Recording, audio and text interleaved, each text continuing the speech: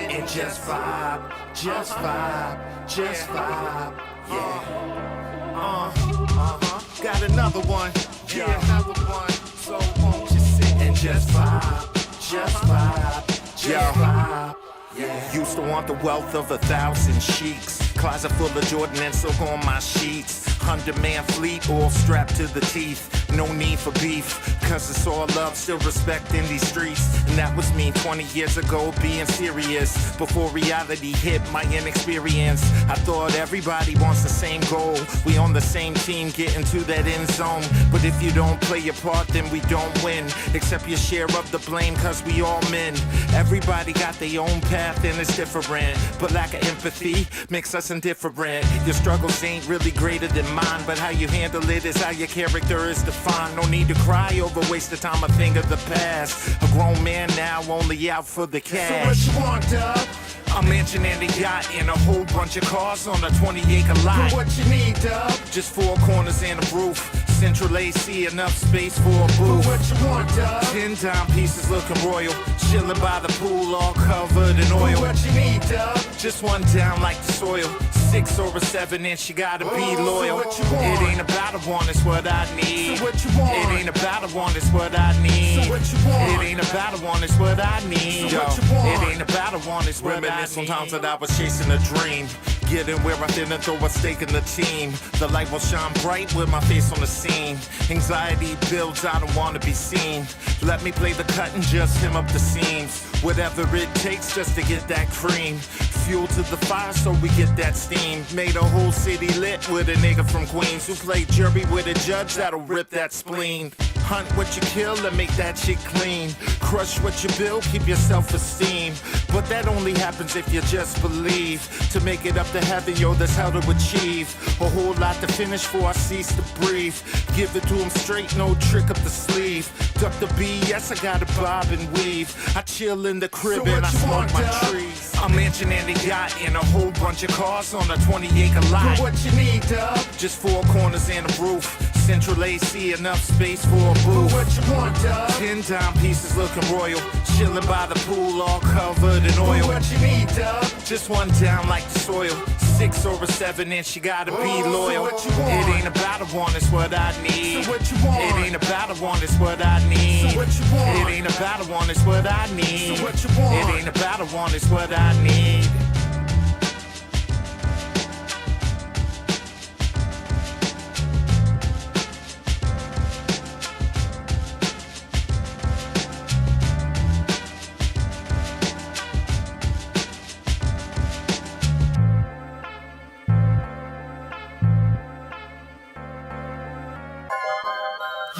We let the people know on how we make the speakers blow. Live, y'all. Come on, let all the people know. Everybody, on how we make the speakers blow. You and your whip getting lit to this. Whether you on city strips or the middle of the sticks, the foundation that we built brick by brick, smooth as peppermint. This Carolina resident, never hesitant to run the interference. Might give them a sample, I didn't give them clearance. They seem incoherent at the sight of my appearance. They look into my eyes, all they see is perseverance. Maybe a little fearless, sipping that Uncle Nearest. Look at the rap game like ready to commandeer it. Then I'm disappearing like I don't wanna hear it. The face on my haters, hell yeah, I wanna cheer it. This ain't for the touchy-feely. Your support group might abort troops and the captain they report to. Sucker, you old news, now heed my command. I'll have boots on the ground from 1,000 different fans. Yeah, we let the people know on how we make the speakers blow. Live, y'all. Come on, let all the people know. Let's go. On how we make the speakers blow. Hey yo, you fucking with me, better get your shit right. I'm scarier than walking through Brownsville at midnight. Man, I've been there, the streets get darker than Wesley Snipes. You better have a gat, bat, or a knife. I was outside when niggas had Suzuki Samurais. Impala SS's, the hoes with fantasize. Speakers going dumb like E40 in the whip. And you know that I keep it, got the 40 in the whip. Got the 30 in the clip. If you check it out my drip, they say, right there, put the hop in the hip. I say you fucking right. Young and I've been nice. Like white people say, you're skating on thin ice. I was raised around savages. The shit that I seen make you say, damn, like fabulous. Niggas stretching coke just like Reed Richards. They moving that bass. Do you get the picture, my nigga?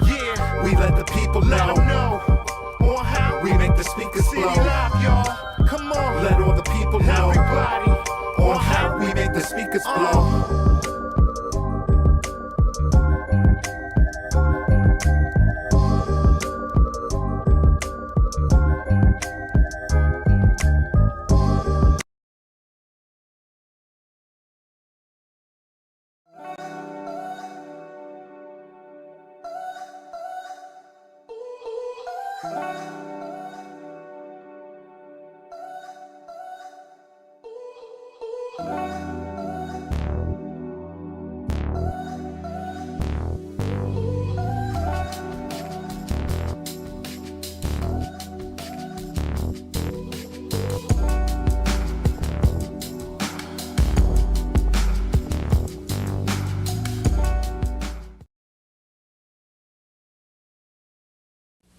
y'all, I got a great new album in the mail today. B-Dub Beats. Whether you're in the mood for romance or an intimate night of fondling and hardcore fucking. B-Dub Beats. If you're into water sports, this is the soundtrack for you. Let your stream of conscience flow as you rock over B-Dub Beats. Cause you know you want it bad as I do. B-Dub Beats. Light her ass up. She said her shoulders hurt, but those B-Dub beats were playing.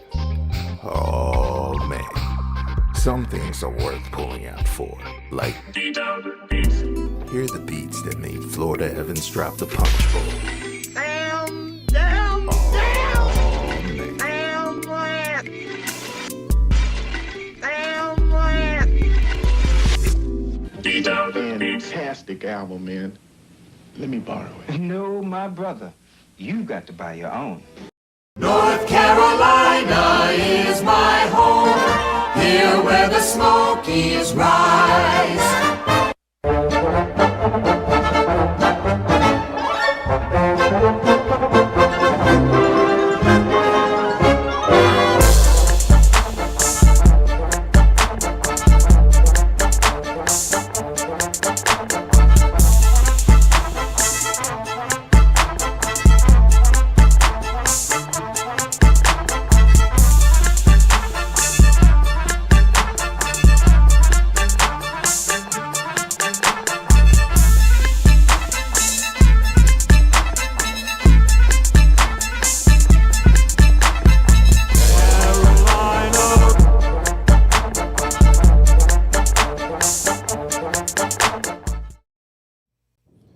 And we're live. What up, what up, what up, what up, what up? Back in effect. It is the Effin' Podcast. I am B-Dub.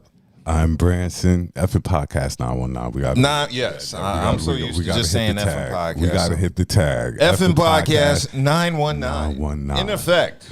Before we get started, like, share, comment, subscribe. You know what the vibes are. We appreciate anybody tuning in tonight, getting ready to check us out this Saturday before Thanksgiving, the Saturday before the Cowboy-Eagles game. It's a lot going on this Saturday. Yeah. So if you're checking us out, we appreciate y'all.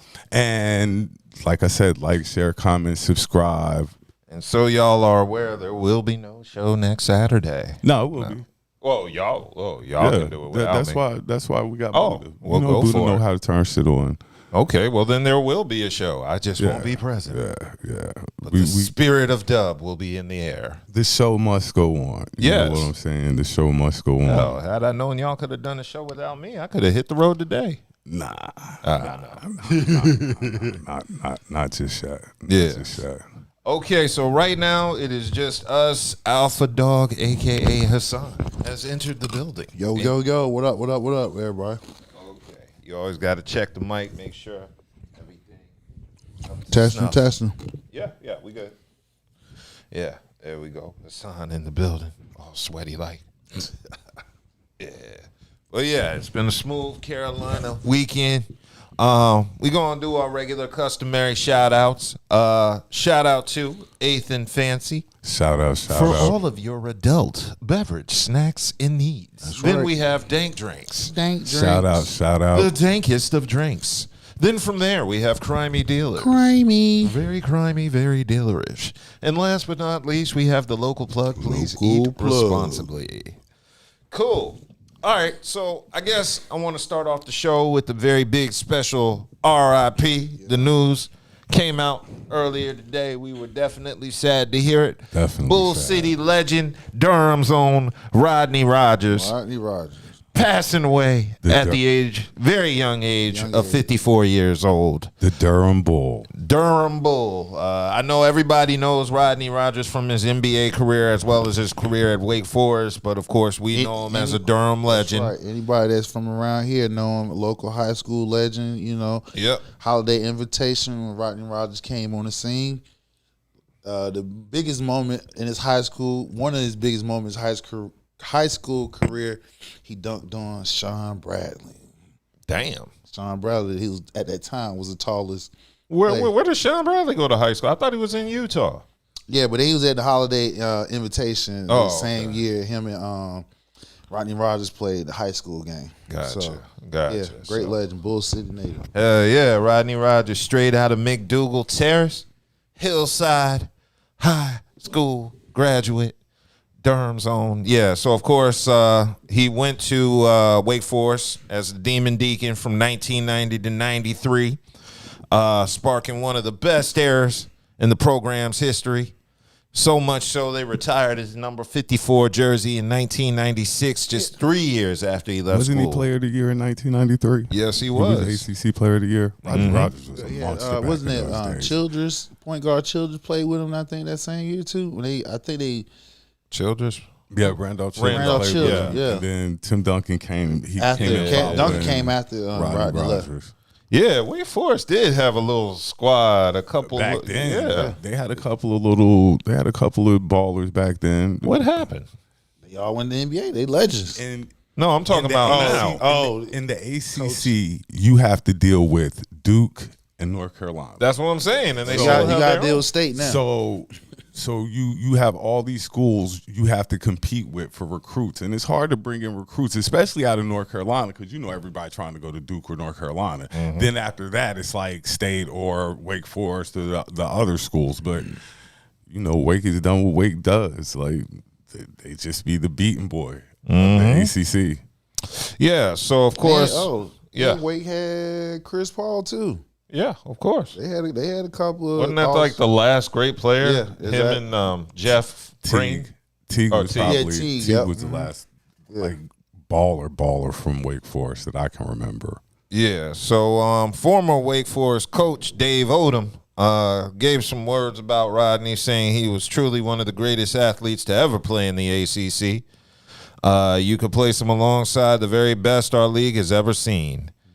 And it's easy to focus on his extraordinary talent, but what stood out to everyone who knew him was that he was every bit as remarkable as a human being. He loved his teammates, family, and he loved Wake Forest and loved the game of basketball, of course. Wasn't he in an accident? Yes, Yeah, we'll get into that. Okay. But, yeah, you are correct. He was ACC Freshman of the Year in 91, landed on the all ACC second team, then first team honors in 92 and 93, ACC Player of the Year in 93. Of course, his nickname was the Durham Bull, of course. Led Wake Forest to the NCAA tournament 3 times and a Sweet 16 appearance in his final year. And it looks like he is the only Demon Deacon to earn ACC Freshman of the Year and ACC Player of the Year honors, and is one of only 7 players in ACC history to achieve the feat. So, of course, he ended up drafted 9th overall in the 93 draft. Who did he go to? They don't say. He played. No, he went to the. Who drafted him? Wasn't it the Nuggets? Yeah, Nuggets. Yeah, the Nuggets drafted him, but he played for 7 teams in the NBA, and he won 6th Man of the Year in 2000 with the Phoenix Suns. And yeah, as Branson said, in 2008, he was paralyzed from the shoulders down in an ATV accident. And that led to him founding the Rodney Rogers Foundation, which assists people with spinal cord injuries and promotes resilience. So, yeah, that was the accident that, paralyzed him. Or paralyzed. Yeah, I can say personally, I met Rodney Rogers a few times in Durham before the accident when he was up and about. He was a real cool guy. I don't have any negative things to say about him. I have 2 brief interactions with him, but very humble dude. He was also honored as a distinguished alumni of Wake Forest in 2022 and received an honorary doctorate from the school. So that's Rodney Rogers, y'all. Like I said, Durham legend, Wake Forest legend. Definitely remarkable, memorable player. I was watching a lot of Rodney Rogers highlights today. I saw that highlight where he scored 9 points in 9 seconds. R.I.P. to the Durham Bull. And back when Rodney played, the ACC was a madhouse. Yeah. Like, that's when basketball was basketball. Like, I think college basketball might have been one of the biggest sports at the time. I don't know if college is as big as it is right now. But back in those days, the ACC, Big East, like, it really went down. We're going to miss the Durham Bull. We definitely going to miss him. R.I.P. Rodney. Yes, so R.I.P. Rodney Rogers. Yeah, and also want to give a quick R.I.P. to Jellybean Johnson, the drummer from the Times, who passed away this week as well. I think, he passed away in Minneapolis today at the age of 69. Of course, he was a founding member of the Time with Morris Day. They said it was a sudden thing, so he passed away Friday. So, it was very sudden, so I'm sure a lot of people didn't get an opportunity to say their goodbyes. But he was an innovator of that Minneapolis sound and the only drummer the Time ever had from the inception to their current day. So he was with the Time well over 40-plus years. I always say the Time doesn't get their just due. But I say that about everybody, though, it seems like. But I think the Time, they don't get their just due. And what sticks out about the Time to me is Morris Day was the lead singer, but the lead singer was supposed to have been Alexander O'Neal. Yeah. But Morris Day wasn't a bad choice at all. Well, he wasn't actually a singer at the time. Morris Day was a drummer, and Prince pushed him forward and said, you got to be the singer. So that's how it started. But in addition to that, you know what it really was, I think, with the Time? I think Prince overshadowed the Time. He did. You know why? Because the first album, Prince played all the instruments. Mm-hmm. And that's kind of what made people not know who the Time really was. I mean, they known it. It seemed like the Time was like the arch enemy of Prince. Mm-hmm. That's how they had Purple Rain. Yeah, that's how they cascade them. Like, and yes, they was in the movie Purple Rain and stuff. So, when they made music, like I said, it's like supposed to be like I said, the arch nemesis of Prince. Isn't Jellybean Johnson in that meme where Morris Day and them are looking, I thought so. Yeah, so he did his thing with the Time. He was. I listened to the Time, so I definitely heard his work. But he was definitely a major contributor to that Minneapolis sound. And it even says a few years ago he released a new album called "Get Experience," the Jellybean Johnson Experience. So, give a big shout out, R.I.P. to Jellybean Johnson. Condolences to the family. Yes, indeed. Yes, indeed. Okay, so let's keep it moving because the news was news in this week. There was a lot of stuff happening, going on.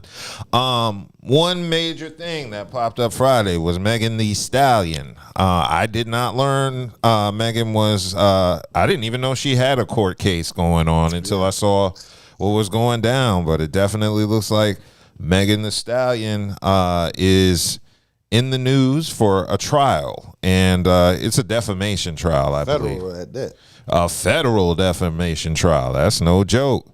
Yeah, so was it against a blogger or some shit? Yeah, there's a lot going on. So Megan's going against a blogger that's claiming he's in cohorts with Tory Lanez. Hold on, let me bring up this story. My phone is going crazy. But Meg was in court, and the trial, she broke down because it was apparently over an alleged attack online of her character. They were getting at Meg pretty hard, and this went down in Miami on Friday. It's a defamation lawsuit against a blogger. She is accused of spreading false AI-generated adult video images. I'll leave it at that. Basically, Meg Thee Stallion testified that the deep fake videos that are showing her are having an effect on her mental health and her music career. And she said this situation has caused to extreme emotional distress and led to a loss of major professional opportunities. So if the jury rules in her favor, jurors will be responsible for deciding how much money she could be awarded in damages. Meg also testified that she became so depressed during the ordeal that at one point felt her life was worth nothing. So it says she alleged that a video was shared by the defendant named Milagro Cooper, also known online as Milagro-grams. And she claimed that the circulation of this video directly harmed her reputation and her career. And one of Meg's music producers testified that she has lost several major business opportunities. Okay, this leads me to a question. Have you ever heard of this deepfake video? I've never heard of this. Yeah, so I mean, usually I'm pretty hip if some nudes leak on the internet or something, you know. I don't look for them. They just find me, you know. But in addition to that, it looks like she basically says she missed out on at least 4 potential deals, each valued at approximately $1 million, which she attributed to the alleged actions of this blogger. It looks like the trial started earlier this week. Online content that was shown, her lawyer is alleging crosses ethical boundaries. And she added that some of the commentary on Meg Thee Stallion is real reckless that this blogger was leaking out. And it also led to Meg telling jurors that she completed a 4-week therapy program that cost $240,000 while struggling with feelings of hopelessness. God damn, that's a lot of bread. I'm sorry. I never knock mental health, but my shit would have cleared up once they told me the price. Well, I guess you and her state of mind, she got the bread. So yeah, I know, but still, that's like $250 to her. Like, you depressed and sad, I'll be like, yeah. She went to a high-end joint. Give me $240,000 and we'll make you happy. I said, I'll be sadder after that.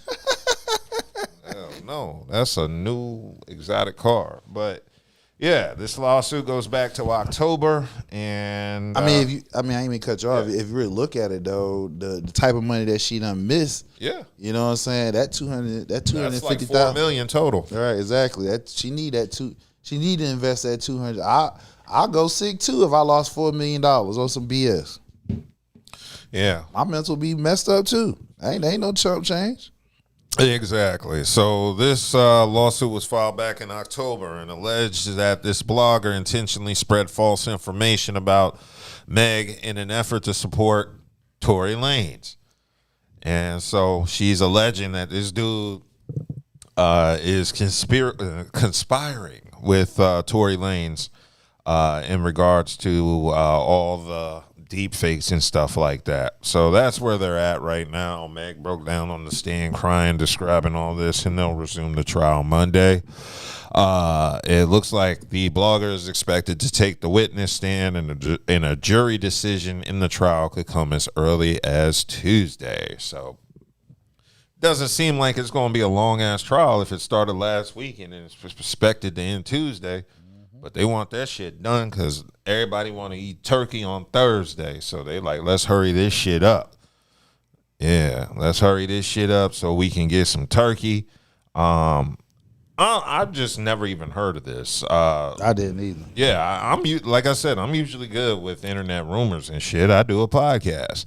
So I was a little shocked about hearing about this. So, I mean, but if what she's saying is true, you know, I'm with her getting the money. I don't have an issue with this, assuming they can prove that this person has been out to destroy her. And yeah, if you can prove that you lost $4 million, I do think he should come off something. So that lets you know, with all this AI stuff going on, don't do deep fakes. That shit will always come back to you. And as somebody who works in IT, we always have a way to trace back to the original location. There's always some metadata within the file you can use. Maybe have to get an API and check on the back end. But yeah, don't do that shit. For all the people that aren't familiar with technology and how it works on the security side, they can trace it and locate who it came from. And then from there, you'll be in big shit. So in addition to that, this one threw me off. Meg Thee Stallion rejected the Call of Duty collabo after learning she was going to be a shootable character. That threw me off because it's Call of Duty and everybody's shootable. Yeah, everybody's shootable. But she said it's from the PTSD she was diagnosed with after being shot by Tory Lanez. Yeah, so I can't say allegedly. He is found guilty. Yes, he was found guilty. Even for though Meg. it was highly suspicious, but you shoot somebody and you have no gunpowder in your hands. I don't know about that. Yeah. I mean, well, I'm not going to speak on the actual case because it's done and it's over. Yeah, you're right. And all it does is make women's vaginas dry, and I don't want to do that tonight. So basically, the diagnosis and her general mental health made her decline it. And it looks like she said this is one of those opportunities that never materialized. I think she's trying to say this is one of those opportunities that was lost and trying to tie it to the trial, trying to say because of all the stuff you did, I can't get shot in Call of Duty because of you. And so basically, Meg is ditching Call of Duty because she learned she was shootable. That's bothering me because it's like you got all these rappers in these video games. You got the 50 Cent game where he's shooting people and getting shot at. You got Def Jam fight New York. You got 21 Savage in Call of Duty. Like, you got other characters in Call of Duty, you know what I'm saying? But to turn down that money just because you're a shootable character is kind of like corny. Yeah, that's a little weird, but hey. I mean, like you say, but she entitled to do that. She got the money to turn down money. All money ain't good money. Yeah. Maybe she turned it down under the belief that she could get more money out of this defamation trial than she could have from the actual Call of Duty appearance. I don't know. But, yeah, they're trying to tie this all in together with the original case. I'm just stunned at that. You didn't know you were going to be. What did she think she was going to do? That's the part that got me. I'm like, what were you going to just be twerking and the bullets ricochet? They were going to name the gun after you. This to Meg Thee Stallion camp. Hell yeah. You know what I'm saying? Like, if you're going to be a character in the game, you're going to be shootable. Okay, so battle. That's like a real list because I don't play the shooter games, Call of Duty and all that shit. Buddha been trying to get me on Battlefield. I'm still on the old Call of Duty. I heard the new Call of Duty ain't hitting on shit. I don't know. You gotta go to dang. What is it? I forgot the game was on the tip of my head. What? The Ghost. Recon? Yeah, Tom Clancy Ghost Recon, that new joint. I don't know. Bro, I'm going to be honest. With all the podcasting and work, I don't want to, get into other video games. I got 2K. That's it. I get my little rush from 2K. I play it after a long day, about 1 a.m. Don't get me started. My controller's drifting to the left, so I can't really even play like that. I'm a little. Yeah, I got to come up with the $80 to get this new $80? Get a used one. I need a new one. Like, I'm not just going to throw money into. I'm sorry. That's another reason I PC game because I just bought a brand new controller for $30. And I mean, I'm sure I could probably find one for that price, but I just want a new one. The holiday season coming up, that's the least I can get myself. I'm not going to get much, so I might as well get myself a controller. I ain't even going to front. One time when I was like a teenager and I had a Genesis, I had the 6-button controller. And the top 3 at the top, the 3. Yeah, 3. And the top middle button got stuck. And no matter what I did. So one day I just grabbed my dad's screwdriver, unplugged it, and it worked. I unstuck the button. I kind of want to, but nah, I'm not. Then I won't be able to play it all. I won't even be able to drift to the left. It'll just be broke. I kind of want to open it up, but I'm not that advanced. So I'm gonna drift to the left. I'm gonna tell you right now, the internet can show you. There's videos everywhere. Oh, I know, and I think I watched one. Yeah, but then they were talking about smelter and shit and stuff like. See, like that's my weakness. Yeah, if I got a smolder and that's when you got me. I thought there's on the controller, anybody who has a PS5, there's like a little button at the bottom. They Yeah. like hit the button and it'll reset the controller. So I'm beating the button like, okay, boom, I'm gonna be back in the game. Hell no, shit, still drift to the left. Yeah. Probably even harder now. Yeah, any of that soldering? No, I am Yeah, good no on all soldering, that. no soldering. Yeah, that is the one thing I do not do. Yeah, so yeah, Meg is screwing up on this one, but you know, hey, if she really does have PTSD, then more power to her. I hope they don't they need to put her in a better video game like Fortnite or something happy like Tetris. What would Meg the Stallion be Shit, good? all this Fortnite is Call of Duty for kids. Yeah, That's all Fortnite is Fortnite shoot they a game shoot too. Like it's just Call of Duty for kids. Exactly. Put Meg in Roblox or put her in something nonviolent. I don't even know what the kids play other than Roblox. Put her in the WNBA. Put her on 2K. Put her in the WNBA. Celebrity, get a couple of celebrities. Yeah, actually, Meg would, because I forget Meg tall as shit. Have her dunk on Clay. Put her in the WNBA. Yeah, That'd be dope. So I wonder if Clay is more than just her boyfriend, but like her support system and shit. Maybe that's why she's all with him, because she's mentally traumatized. And then when she gets back on her feet, she gonna dump him. Yeah, Nah, not the way Clay acting. That's the way Clay is acting. He acted the same way Travis was acting. I know. You ain't And never Travis seen Clay said- act like Travis- that before. We didn't really know about Clay's. But that's what I'm saying. But now that we see Clay in the eye, in our eyes and stuff, he acts just like Travis. He at that girl hip. He on that girl hip. Didn't Clay kick a woman to the curb because his dog? Didn't like Is that her. him? Yeah.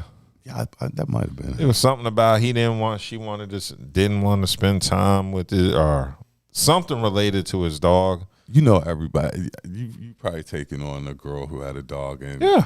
yeah. The last two women I was in relationships with had dogs, and just like a G, the dog listened to me over them.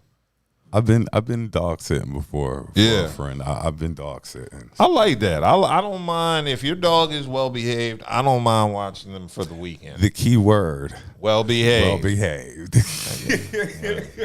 Boy, cuz that last dog I had that dog didn't listen, boy. About the only positive thing I can say is she didn't shit on my carpet or pee on it this time. What she eat? Like she ate the furniture and stuff? No. She. It's not that she's like destructive. I mean, I'm pretty sure she would if I wasn't there. It's just she don't listen. She's not trained other than not peeing and shitting. She do what she wants. She stay at the door and just bark at the door. She just barks at the door because she want to go out. And I done took her on 5 fucking walks, and she's still barking at the door. And then you like, okay, well, just go outside and you close the door. Now she yipping to get back in. Hey, it is what it is. It is what it is. It is. Take your bad ass out. Yo, and then the dog, I'm trying to be like a responsible dog sitter, and I take her to the park instead of my neighborhood and go on a trail, and she embarrasses me in front of all of these white people.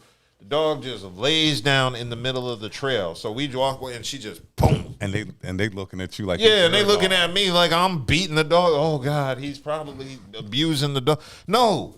And the dog just laying in the trail. I'm like, get up, get up. I'm just doing a favor for somebody. Yeah. I'm just doing a favor for somebody. I don't even know this dog like that. Yo, I'm just watching him from the homie. But, yeah, that was a badass dog. The time my dog sat, the dog was cool. Yeah. Little dog. The dog was cool. Ain't really caused no scene or nothing. Like, it might have went in the house once, but it was so small. It was a quick clean. So we've all been caught up dog sitting once or another. I like dog sitting. That's kind of fun. I like having a dog for a limited time. Almost like having a kid. Yeah, exactly. Same thing. I got to deal with that shit this week. Oh, man, don't make it sound like that. You ain't seen your nephew and niece in a minute, man. I know. They're going to be loving over you. They don't They're love going me to like love that. all over you, man. They don't like me like that. Whatever. No, they're teenagers now, so everything. This is when they start asking for stuff now. Uncle Doug. I've tried. I've even tried. I'm like, what do y'all want for Christmas? Well, you should be straight then. Yeah, I know, but still, you want to be the cool uncle. It's hard because they don't play along. Be like, I got a whole ass credit card here, and y'all don't want to do shit. Hey, be thankful, because damn, you could have some that run through your damn pockets. Oh no, they can't. I said, be thankful. You'll have some that be trying to run through your damn they can pocket. try. Yeah, but the fact that you got non active participant nieces and nephew that want them, like, you know what I'm saying? Just roll with that shit. All my nephew wants is apples, and my niece is the candy eaters. So it's like you got to get fruit, and then you got to get sugary shit. My daughter, shout out my baby girl, I love her. My daughter was like, I don't care what you get me for Christmas, just wrap it. Just wrap it. I don't care what you get me for Christmas. Just wrap it, so she can tear the wrapping paper off. She doesn't want it in a bag. She doesn't, because you know how we'll do. Here, you know, it's in there and stuff like that. She was like, just wrap it. So, yeah, you know what I'm saying? So I got That's you, baby simple girl. as hell. Yeah. You don't wrap your gifts? Nope. Oh, man. Boy, it slides in that bag so easy. Yeah. It slides in the bag so easy. Do you know how to wrap a gift? And Nope. you put a bow on the bag. Nope. You don't know how to rap. Okay, Buddha has joined us. Man, Buddha. This new spot I go to for my food, they're so disappointing, man. Why? Because it's supposed to be on. So What is it, first of all? Yeah, we can do a food review right now. I'm not going to, manure on them. Are they black owned? I doubt it. Then fuck it. Tell them. But hey, you never know what happens in this day in and this age. industry. Yeah, man. So How did this? I will say the shorty was like, "What the fuck is wrong with these wings?" I heard that all the way from the back. So once I heard that, I was like, "Oh God." You already know. How do you But- mess up chicken? Hey, I don't know, but on. as long as they Where took care is of it. that? So we know not to go in that area. Right, man. exactly. Well, I'm about to find out because she said, Wait, have what you the ever fuck- ordered them before? Yeah, I went there the other week. Oh. But they're always so you know how you got the order time, and it's like I'll be ready. It'll be ready by this time. Like, all right, bet. I'm out there. It'll be ready by this time. And take it from somebody who works in the service industry, and I know what you're saying, but sometimes it be orders on top of orders. Oh no, and on top bro. of that, it's I mean that's Saturday cool, night. but don't lie to me though. Oh, no like doubt, you should incorporate all these orders that you have into my pickup time. No doubt. Like I'm there at my pickup time. working in the service. Now I'm just there. Now I'm just there. My car running. Like I gotta keep walking in and out because it's the season. That was one of them things. Yeah, like I ain't about to go back and my car gone and all that. Like, hey man, come on, yo, where my food at? Like I said, working in the service industry, sometimes you could get caught up over there trying to get these orders out. You know, everybody ordering online and stuff like that. It's Saturday night. Don't nobody really want to go out. Don't nobody want to cook. So you got a screen full of orders. I can only But no, imagine. I'm just not to excuse them because hey, we expect a certain Exactly. service. We expect a certain service. We got a little. Go ahead. Before Dub wanted to tell you what he was drinking. Oh, before you go, you want to address in the chat because they're talking about. Yes, I see Millery. I've got 30 great nieces and nephews, and I buy them flavored popcorn. And yeah, that's a good idea. That ain't bad at all. flavored I popcorn. might order a tin of popcorn and Yep. say, "Here's your Christmas gift." Big And ass, wrap a it. big ass can. Yeah. Inside a big ass can, they probably got 3 or 4 different types of flavored In popcorn. fact, they got that place at the state, the fair. Yeah. Fairgrounds. That yeah. the shout out farmers to the. I'm about to say, Dub, you're gonna have to make this stop Hershey next or 2 Hershey weeks. Goddess 2569 said go to Southern Burn. Chicken Nashville Hot on Hillsborough Street. You're gonna have to go there in 2 weeks then. Why? Yo, Cause we ain't gonna be here next week. I know.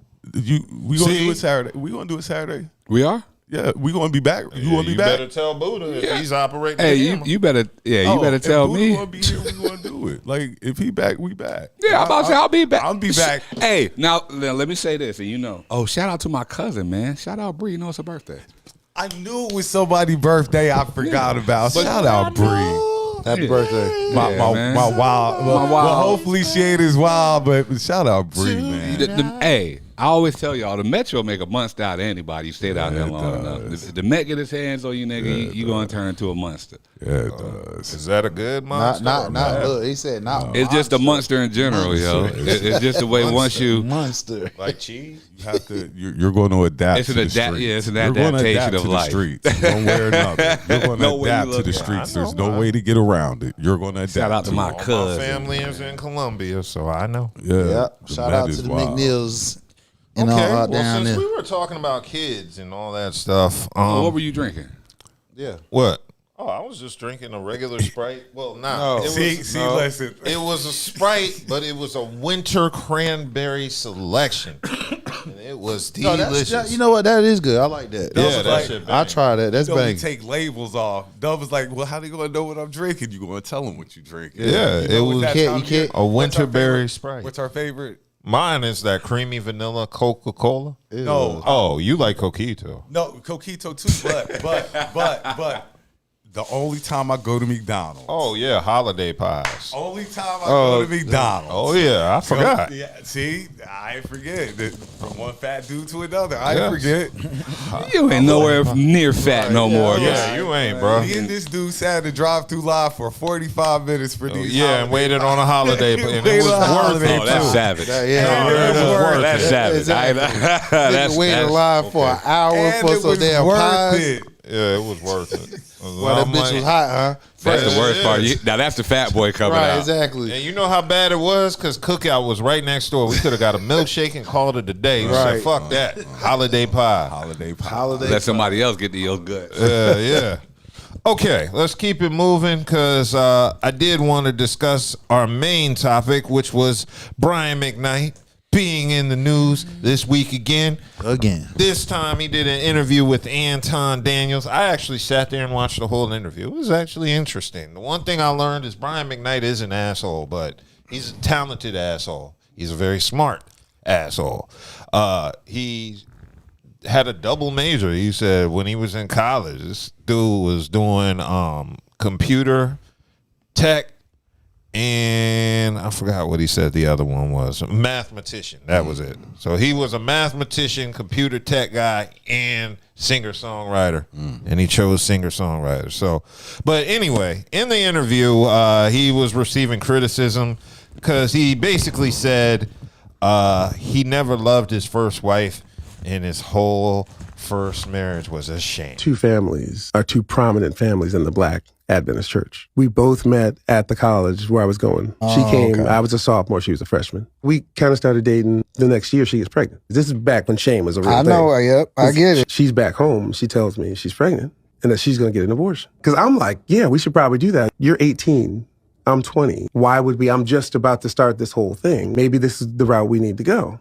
And she agrees. But I'm like, oh, dodged a bullet. I'm going out to sign my deal in California. When I leave there and get back to Huntsville, that's when she called me and said, actually, I didn't have the abortion. So now I'm like, I got to tell my mom. My mother, who played the piano and was singing in the choir every week, you know, in the Seventh-day Adventist Church, if your kid has a baby out of wedlock, you no longer can hold any church office. You can't sing up in front. You can't do it. You are held responsible for whatever the kids do. I honored my mother, and I tried to do the right thing with a woman that I hadn't even known a year yet. We got married in September, baby in November. We had sort of an agreement. You handle this part. I'm not changing diapers. I'm 20 years old. This was not what I expected to do. I'm already in it. We separated 4 times before we ended up getting divorced ultimately anyway. How far into the marriage would you say the first separation? 2 years. Because you were married for what, 13 years? Yeah, 13. So why not just break off? Why stick it out for 13 years? For the kids. I was never in love with their mother. I wasn't. They weren't made from love to begin with. And I said this before, and people got so mad. This obligation that just because you lay with somebody now, it's sort of an 18-year sentence of some kind, or beyond that, because it's forever. There's resentment there. But at the same time, you do have these children, and you want to try to do your best to do right by them. If we were never supposed to be together like this in the first place, but we have these children, we both have to do what's right for them. And you're right. What we should have done was just separated for good then. For me, when I realized I could parent those boys without her, I could be a good parent. I could be there for them, and I could give them what they needed from me without being married to their mother. So that was Brian McKnight, just giving his side of the story. So now, ladies, now that you know that, you gotta love him now, right? Yeah. So that was just a small portion. He sounds like even more of an asshole now, though, after listening to him. He sounds like a dick. And it's not about the marriage part of the women, but how you talking about your kids, your children like that? What? The fact that he had them and they weren't made out of love and all this. And that. I mean, if you really want, how many kids are made out of yeah, love? exactly. If you really want to be honest, how many kids are actually we playing this? We love it. It was we had a good time. We probably fucked up and got knocked up. I can honestly say, I'm one of those niggas, yo. I'm pretty sure I was made from love, and my youth, all three of them. Even if it wasn't. So you I ain't mean cut you off. So you had all your kids when y'all was married. Correct. Okay, so he said the thing with him. He said no. I understand that they were married though, but he's saying they were forced. He's saying they were forced, or he was forced to. And it's not even he was forced. The shotgun. Oh, I'm having a baby. We got to get married. Now you're scared of all the religious backdrop and all that. Well, that's how I was back in the day. It doesn't matter. Yeah, that was the 90s. Like he said, it doesn't matter because you're still. Wait, you still have to be, Alabama. You still have to be accountable. It's the whole word is accountability. He was. He stuck it out even though he ain't like her. Well, he was in college in Alabama. He's from, he said, Buffalo. Okay. So the thing is, it was a situation. He just wanted some cooch and he got it, got knocked up, and he stayed because what he did. That was his choice. Accountability. Exactly. That was his choice, his decision. Nobody told him he had to get married because he had a baby. Well, he did it for his mom. He did it for his mom. It was based off his respect. His mom ain't get married. I understand that. He respect his mother and he respect. I respect my mom. Right. See, and that's the thing. But he was saying his mom's life at the church would have been screwed up. Exactly. You because think your mama wouldn't hear you say this about the kids? Yeah, her grandbabies. You think the mom will want you to hear? And you made another one to hear you say that. That's what I'm saying. Yeah, but he married, so I mean, what you think? It does. If you're married, if you why you procreate? I'm just saying, listening to him. If you listen to him, I feel what you're saying. If you're not really involved in it, and you already got one, and you know about he in his early 20s, and you but you already know that you don't want. You know what I mean? You already know this ain't what you set up to do. Mm-hmm. And coming from a guy who this situation fits me, like, you know, you can't run from accountability, and you're responsible for. I mean, what he didn't run; he just stayed there. The way he's saying it and how he's acting towards the kids, it says everything. It's that part. Is your actions. Everything. So without that's what I'm saying. Like even listening to him now. And just how he really is an asshole. So right, I get what you're saying, but without knowing exactly what's going on, he did point it out since we've been covering him almost a year now. He pointed out that the kids was turned against him. And you're using your mom as a scapegoat. Your mom would not approve of this stuff. I don't think he's using his scapegoat. I think that's facts. If he's saying that his mom, based on him having a child out of wedlock, it would have screwed her positions up in church. I believe that because there's a lot of churches that set up like that. How you feel about your kids? Yeah, but this is after the fact, so it's not like he said it during the whole process. He's saying it now. You see I know, but that's what makes it even worse. Well, I mean, again, we talking about he's speaking his truth. You feel what I'm saying? He had to suppress his feelings, his thoughts, because he didn't want to have a kid by her. She chose to keep the kid, so he can't make her have an abortion. And he didn't run off not to be a deadbeat dad, so he stand on business. Now, did he like it the whole time? No, he did. That's what happens when you dig your grave. But not even that. And then when I think about, okay, y'all got married, you had a kid, you didn't want to have a kid, and you don't want to be married. Why continue? You know, all right, you jumped the broom too quick, you jumped the gun. Get out of it early. Well, he can't. He had to marry her. Well, he said no, listen, you married her, you did all that. Now you're in the marriage. You had the baby. All that. It's not working. You don't want to be here. He's saying is this like 2 years in, so he's 22. Yeah. So you're expecting the 22 to make a solid ass decision. A lot of motherfuckers now And then they're in their 40s, don't make solid decisions. You're sitting there holding yourself against your will. You're holding yourself hostage in a situation that you don't want to be in. There's a lot of, and you're telling us that, okay, and no, I'm not knocking it. Yeah, I've been that dude, but as I look back over things, you have to be responsible. I don't think, and you have to take I don't think is that for what you did. Okay, one, he took responsible for it because he stood there. He married her. He helped raise the child and everything. So he took responsibility for that. He didn't run. He wasn't no deadbeat dad. So that's evident. The fact of the matter is, we talking about now, years later, they are grown and stuff. He's speaking his truth. Whether you like it or not, that's how the way he felt. You feel what I'm saying? So I mean, you can agree and disagree how the way he said it, but this is how the way he feel. And see, this is why a lot of men don't come out and say anything, because when you do talk, you getting admonished for speaking your truth. It's his truth. Whether you agree with it or not, it's his truth. He stuck there. He created the kids. He raised the kids. They had a good life, and wasn't like they was in a bad situation. We don't know if he had a good life or not. I said, from what we see on the outside, the kids didn't want for nothing. Based off of his success in the music industry, they didn't have a bad life. So now he's out of it. He's telling his story like, yo, I took one for the team. That's what he basically said. He was his own team. Yeah. Now, in addition to that, Brian McKnight also mentioned that she had an abortion in high school. So this would have been her second abortion. So if she now went here through we go. with it. I ain't mean to cut you off. Yeah. So here we go. She got a pattern. So you don't know how she got him. You know what I'm saying? She probably, we don't know. We're assuming, because he didn't say specifically, we're assuming that he probably wasn't messing around with many. You feel what I'm saying? Yeah. And she is experienced hook, line, and sinker. She put that monster on him, and that was it.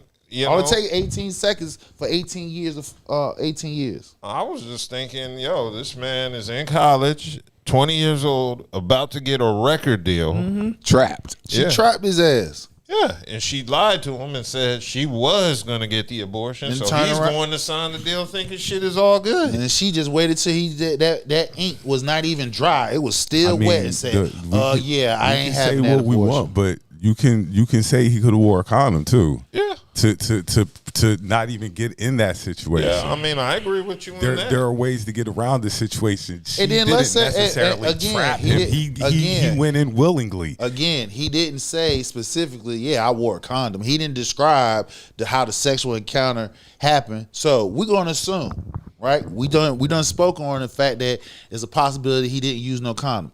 I'll take it another step that he actually did use a condom. She probably pinched that motherfucker. Yeah, and there it is. Because shit like, if she's experienced,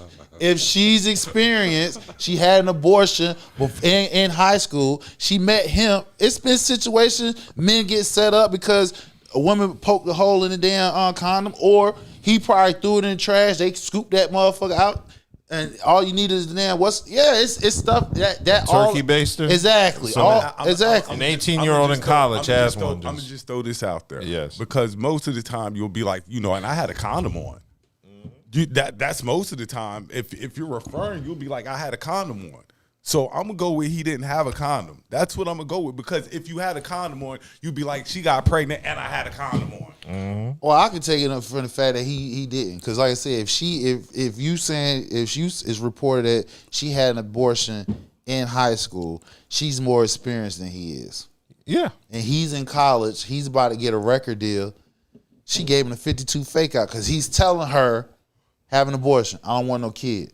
She said, agreed to it. And she agreed to it. Then doubled back and said, nah, I ain't having that. So was it before or after he signed? Now. So, yeah, she probably said it after he done signed the damn deal. After he done raw dogged and bust that nut up in her. Like, that's what I'm looking at it as. Like, you know what I'm saying? And like you say, he's speaking his truth. I'm not knocking his truth. But I'm just saying it sounds kind of... he's not taking accountability. Got a comment in the chat. Okay. I don't think men should be encouraged to speak their truth when it disparages their kids. I believe that, because you just sat here and said your kids ain't shit. Bad on your kids. No, he said they were born out of love. That's all he did. He said they were born out of love. They wasn't. He wasn't in love when he created these kids. So it was more out of lust. That's disparaging. You ain't even got to bring that up. You ain't got to bring that up. You don't have to say that. So okay, but see, I'm still under the mindset say though. The truth, like you were born out of Paul Masson. Yeah, exactly. Yeah, I was drunk or I was high. Me and your mom just had some fun. And you got here. I mean, come on.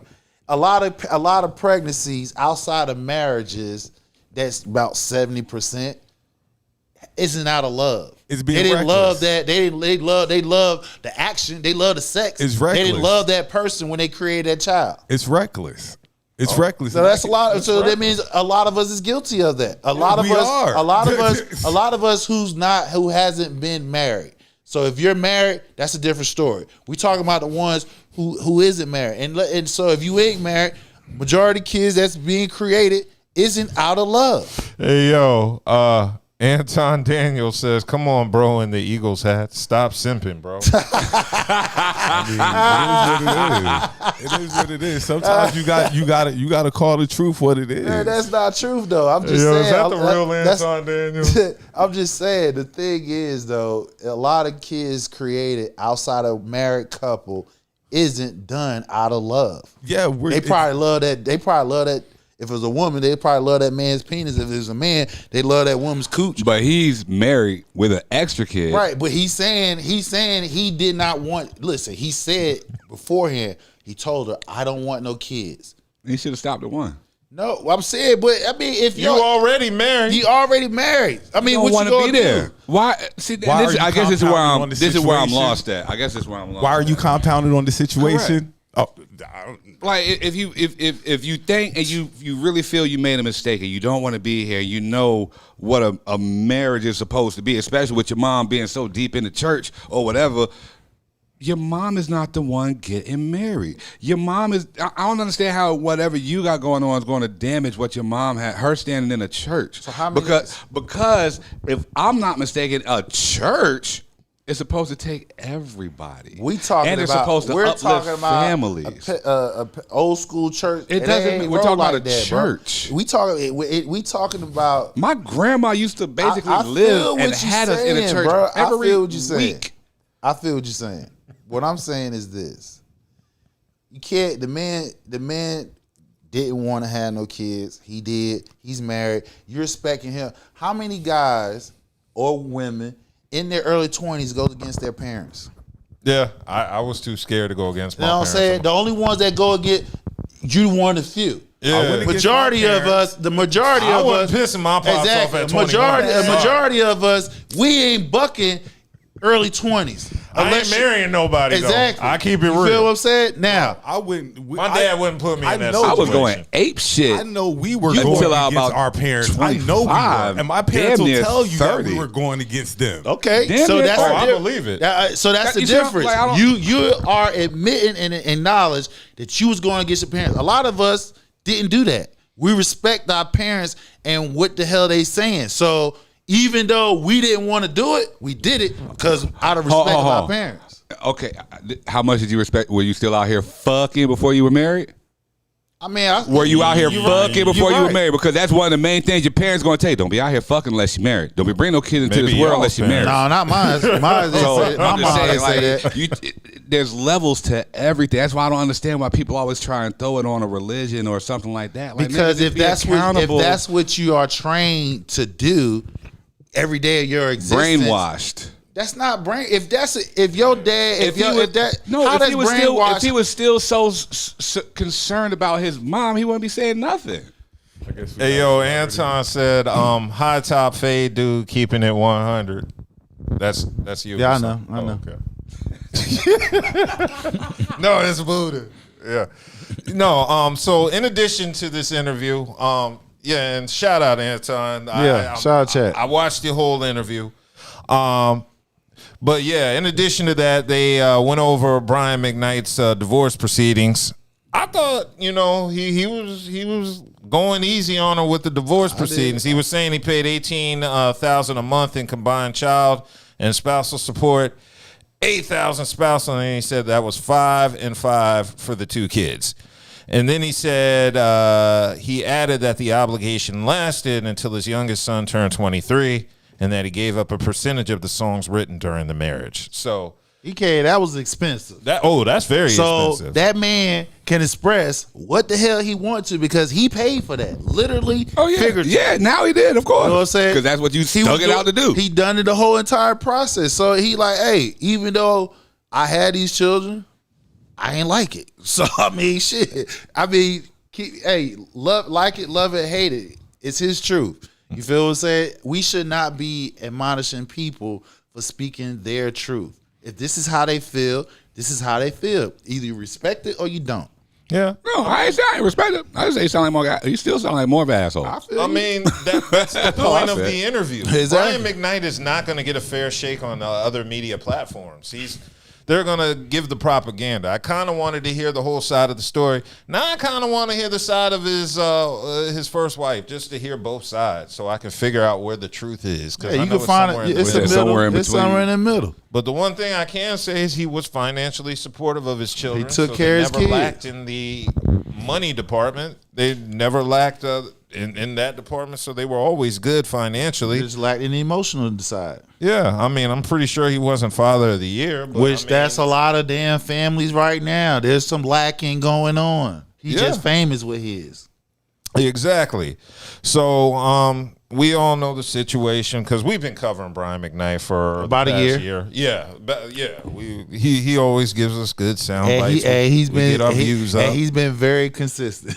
Yes, he's been very. He's been very consistent. That is one thing we cannot say about Brian McKnight. No, he's been pretty consistent all across the board. Every time you expect him to be an asshole, he gives you what you want. That's the problem. Brian McKnight is a singer, not making no money singing. No, actually, he's not on tour nowhere. I haven't heard he's nobody still, but he's a songwriter. He can write exactly. He can write songs for different people. He can sing his ass off. Exactly. I didn't say he couldn't And sing. it did. I'm just saying that let it snow. Right. Exactly. Yeah. Check. And then another thing you gotta understand is controversy brings in money. I don't care. Donald Trump has shown us the blueprint. I've experienced it firsthand. Controversy brings in money.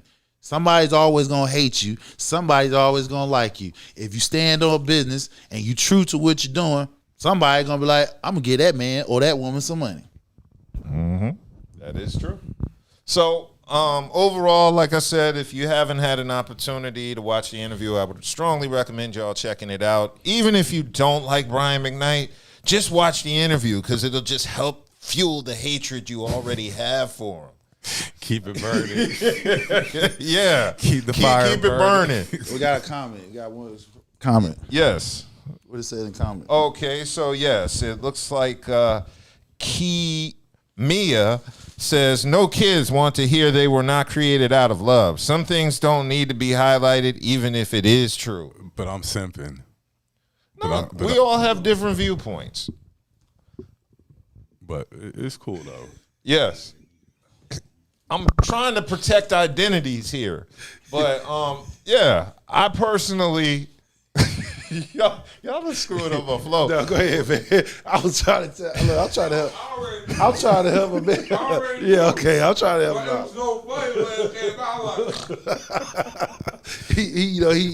He enjoyed his food, so I make sure that he don't get on camera. No. I mean, I agree with what she was saying.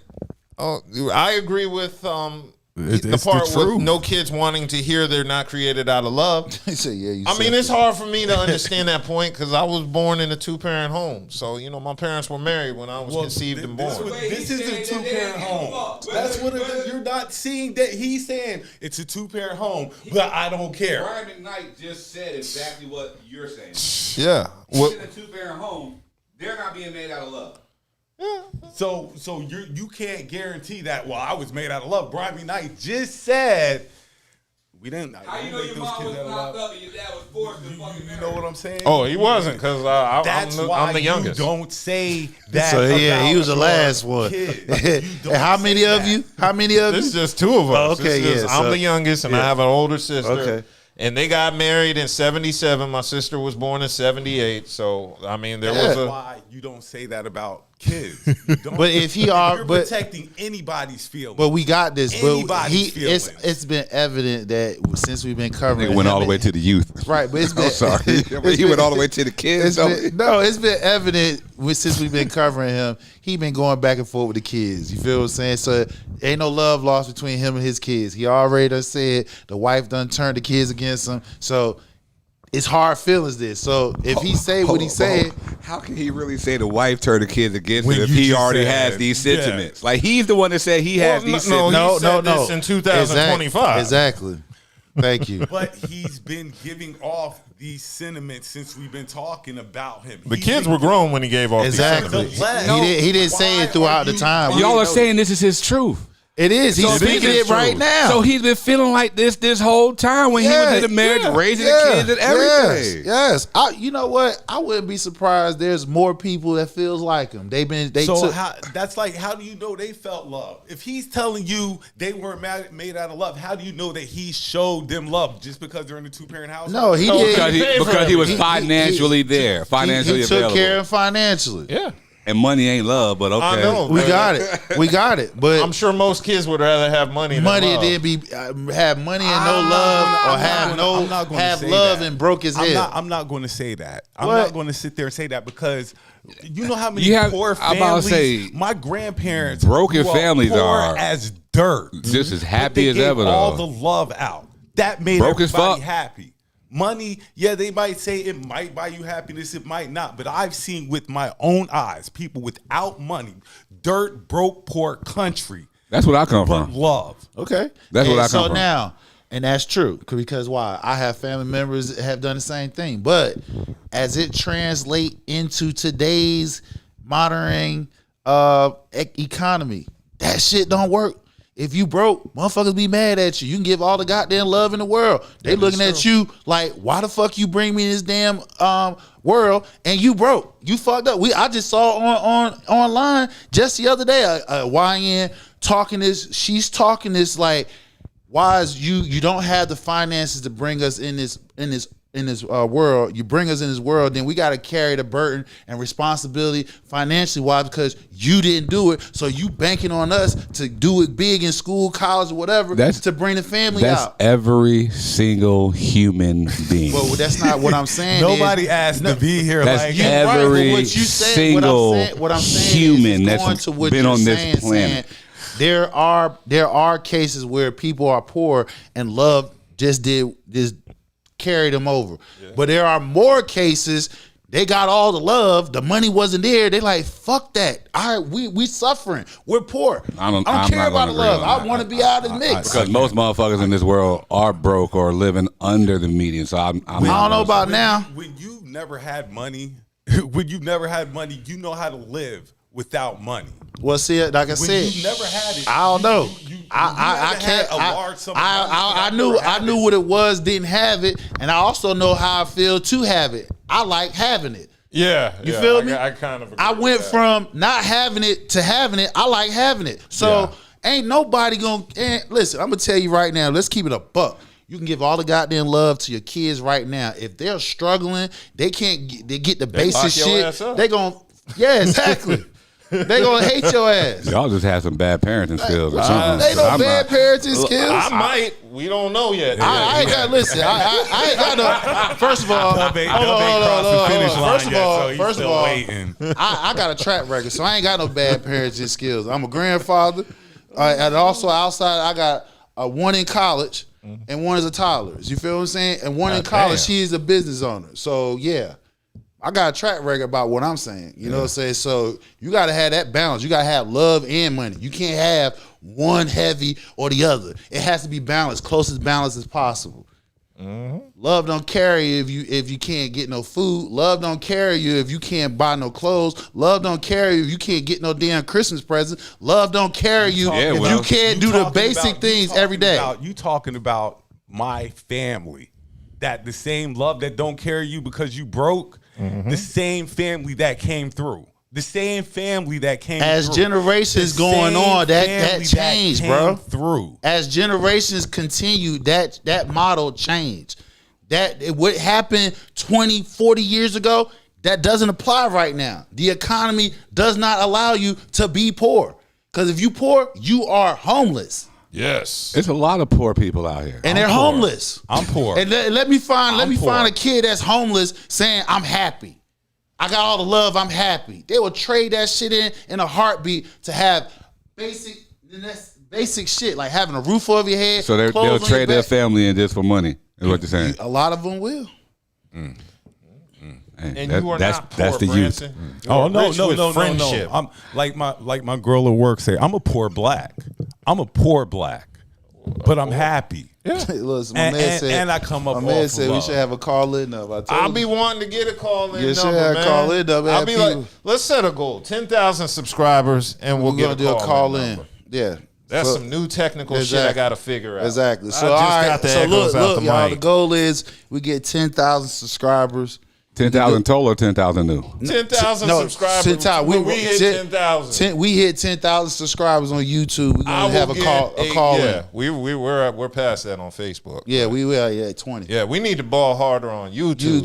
YouTube. We get to 10,000 on YouTube. We're gonna do a call in. I will make. Yeah, I will. We got you. We got you, and Mr. Daniels. Oh God, I can only imagine. Oh yeah, it's gonna be some fun shit. It's gonna be funny as hell. Oh yeah, I love it. It's gonna be. Yeah, especially when Hassan talks. We're going to have the phones lighting up. What's Hershey Goddess said? She said something. She said she agrees with Anton Daniels. The show definitely needs a call-in number. No problem. I agree with both of them. Hey, 10,000 subscribers on YouTube. Start spreading the news. I want to write this shit down. Hand me that pen. Real talk. I love it because they had interaction. 10,000. Today's date is the 22nd. The 22nd. What's this? 11/22. We get 10,000 subscribers. We're going to have a call in. That's good. Okay, let's go ahead and move on from Brian McKnight because now that we're on the talk of children and legacy, let me just go ahead. I wanted to discuss the interview Joy Taylor had with Kendra G, where they were basically discussing legacy. They were discussing having children. And let me go ahead and cue that. But what I'm saying is there are men who will be like, I want to have children, but don't talk about the wife, marriage, family part. Oh, just the like, I need to have kids to carry on my legacy. Yeah. Well, Nick Cannon is the perfect example of that. You know, he talked about how he had so many kids because what he was going through. So we only use celebrities because everybody knows what we're talking about when we say but there's plenty of people that do this. There's plenty of people like that. So, and obviously it's not that important to Joy. No, I just don't think that you're starting a legacy. I think you're making humans. Okay. There's like a very big difference. Okay, just for clarity, what would be an example of starting a legacy? I think legacy is very silly. Like I think the whole concept is silly because I don't think that I think we as humans have this incredibly elevated God-like mentality of ourselves that we are just going to be remembered for generations and our power is going to get passed on from so on to so forth. And, 5 generations from now, they're going to be talking about, Grandma Joy. They're not going to be talking about you. They don't care. I'm talking about the person who's just out here populating the earth. Okay. Right? Not raising, not putting together a legacy. Like just because you've made a person doesn't mean that you have a legacy. Oh yeah, no, you would be a wonderful woman for a man to have kids with. No, I would be a terrible person to have. Well, kids you don't with. want the point I'm making is I understand why a man would want to get you pregnant. To get Joy Taylor pregnant and to say that I have a baby by Joy Taylor and no other man can say that. Do you know how many men would pay buku money just to say I have a baby by Joy Taylor? How much are we talking? There's no amount of money. I love children. I just don't want to have them. Right. I think it's great to have children. Right. I just don't want to have them. Right. I think it's great to want a legacy. That's not true. I think legacy is silly. I think it's great to want a family and to pass things on and recipes and all that. I think all this stuff is great. It's not for me. And I think that if you aren't actually building a family and you're just making children so that in your brain, your genes live on because you think you're special, it's fucking nuts. And that is not a legacy and it's total bullshit. So that was Joy Taylor, Kendra G discussing legacy. You can see that by the time Joy decides she have kids is when she on her downside as far as age wise and looks. That's now. Huh? Well, I mean, that's now. Isn't Joy Taylor on the downside of 30? No, in her mind, she still got a lot of men that's at her feet. So when that slows down, she gonna want to have kids then, and then nobody ain't gonna want her ass. You said in her mind? Yeah, in her mind. She got guys, millions of guys that want her. Joy Taylor fine as hell, and you talk about in her mind? I'm sure there's plenty of dudes trying to jump on Joy Taylor right now. You're saying she's past her prime. Really? Well, I mean, just because you can get smashed don't mean you're in your prime. Right. So you're saying that Joy Taylor is past her prime? You can still be fine past your prime. That's what I'm saying. Question. You're saying Joy Taylor is past her prime? Yeah. Okay. How old is she? I don't even know. She's got to be close to 40. Yeah. If she isn't 40 now. Right. I don't know. And we all know when women gets near 40, having kids, it goes down. Well, my main issue with Joy Taylor is just the arrogance that comes with her attitude. Because the thing she got dudes at her feet. What I'm saying is when she get up older in age and they start looking at her ass, that's when she gonna want to start jumping on. She's 38. She's 38. Close, almost 40. What is she, the ESPN jump off? Or the Fox? No, the Fox. Fox. It's a difference. It's a difference. If you, that's another reason why. She thinks that, bro, they were willing to risk losing their job. And so because for Joy Taylor, but you're going to sit here and say that this woman has a blown up. She had executives losing their job. No, what I'm Fox. saying is, as of right now, she's hot. So she ain't thinking about no kids because she don't want no kids to hold her down. She got 2 more years before she hit 40. Once she hit 40, her shit ain't gonna be, you know what I'm saying? And when the moment, her shit ain't gonna be what? What you mean? When Exactly when women gets 40 plus, a lot of them don't produce as much children wise. Okay, the pregnancy, that's a given. Yeah, exactly. So what I'm saying, geriatric pregnancy. That's what she said. She said she didn't want any kids. Say what? She said she didn't want any kids. She said she didn't want no kids. Well, yeah, she said that. She said she didn't want any kids. Okay, so the thing about it is when men stop falling for her and basically want to smash her, she gonna want to lock in. She gonna be one of them old heads when try to lock in, or she might be like Melissa Ford and shit, go around here dispar and say, "Hey, don't get married," which you've been ran through. Of course, ain't nobody gonna marry you. You've been ran through. I feel like Joy had some sort of animosity towards people having kids because that talk of legacy, she was just talking down on it. Yeah. And it just seemed like her and Kendra just weren't in sync on terms of legacy because Kendra was like totally opposite what she talking about. Yeah, exactly. And Joy was just, I don't think she was even focused on legacy. I think she was just focused on shitting on men. Because that's really what it was about. That's really what it was. She wasn't talking because legacy is. Because I still hear motherfuckers talking about Martin Luther King Jr. You can't have a legacy if you don't have children.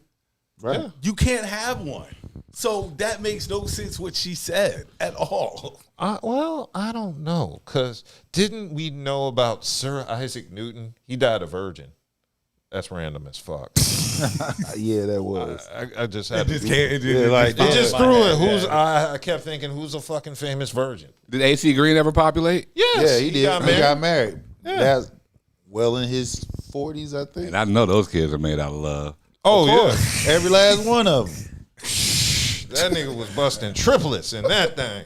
So I definitely disagree on what she was saying about legacy. I definitely agree with Dub. She just wanted a chance to diss men. That was it. See, this is the problem with Joy Taylor. She's very arrogant, but there's not the talent to match the arrogance. Her sports takes ain't all that. Bro, my thing is, like I said, she about crashed Fox Sports. Her, by herself. She's a jump off. And she's not there anymore. Right. So we're sitting here saying what she is and this woman single-handedly almost crashed Fox Sports. But that don't mean nothing. And we're telling her, well, you're getting ready to be out of your actually, you're not getting ready to be out of your prime. These dudes she's out of her prime. These almost 40. Are willing to pay big money for Joy just to fuck Taylor. her. It's a difference to fuck. That's the problem. It's a difference paying somebody to fuck them versus paying somebody you want to actually be with. Now that's definitely what Kendra got wrong. She was talking about all these men wanting to have babies with her, and it's like, they just trying to smash. They trying to fuck. That's all. They know she trying to be like Brian McKnight before he got married. All you gotta do is drop some dollars on Joy. She gonna drop them jaws. Let me run something by y'all, as we all know. Yes, and everybody's going to stand what I'm getting ready to say. Go for it. You get a chick, she's a jump off, send her off to the whole team. But there is one man. Oh God. Oh God. There is one man. Am I lying? No, that's the truth. So while you sit here and tell me, there is always that one man. Captain Saberho. There's always, so y'all sitting here telling me, no, I know from truth. Like you said, I'm speaking my truth. Hey. God. Say less. There's always one. Yes, and it's pathetic. Always. I'm right. You were correct. Okay, thank you. I've seen it in the homie circle. Here go. Got to stamp that. Yeah, I got to stamp that. Thank you for my stamp. Thank you for my stamp. God, that is so embarrassing. Hey, you know what that shit just took me all the way back. I got a couple of examples. I know. A few examples. I know. So, yeah, there's always she was the super jump always off. one. Hassan, you know that. Yeah. There's always that one. God. Hassan, here I come to save the day. You already know. Captain Saberho. God, that's bad. Y'all giving me flashbacks to the homie. AKA simp ass nigga. Yeah. Here I come. That's the reason why. I'm going to lock the door. That's the reason why her mental makeup of men is like that, because there's a lot of simp ass niggas out here making it easy. They say stupid shit like she's never had a chance to be loved and shit. She'll never have, yes. And out of all them executives, there is one on that's like, I could change her. I'm a saver. I could change her. But none of the people that smashed, is Acho still at FS1? Nah, he's got his own. Everybody who smashed Joy Taylor left. They got fired. We don't know that. Well, I mean, the public, the speculation. The ones we know of. We don't know of everybody out of Fox. We don't know that. Okay. Well, yeah. I just wasn't a big fan of her view on legacy. I really wasn't a big fan of out of my way talking. What's that? Out of my way. Out of my way. Oh, yeah. Y'all get off of her. That's terrible, man. That's my wife. My soon-to-be wife. Yeah, I can't do that. You don't know how to treat her. So, yes, there's always that one. It's always that one. Yeah. And speaking of legacy, Joe Budden's leaving a real freaky, disgusting legacy. This man was... Hey,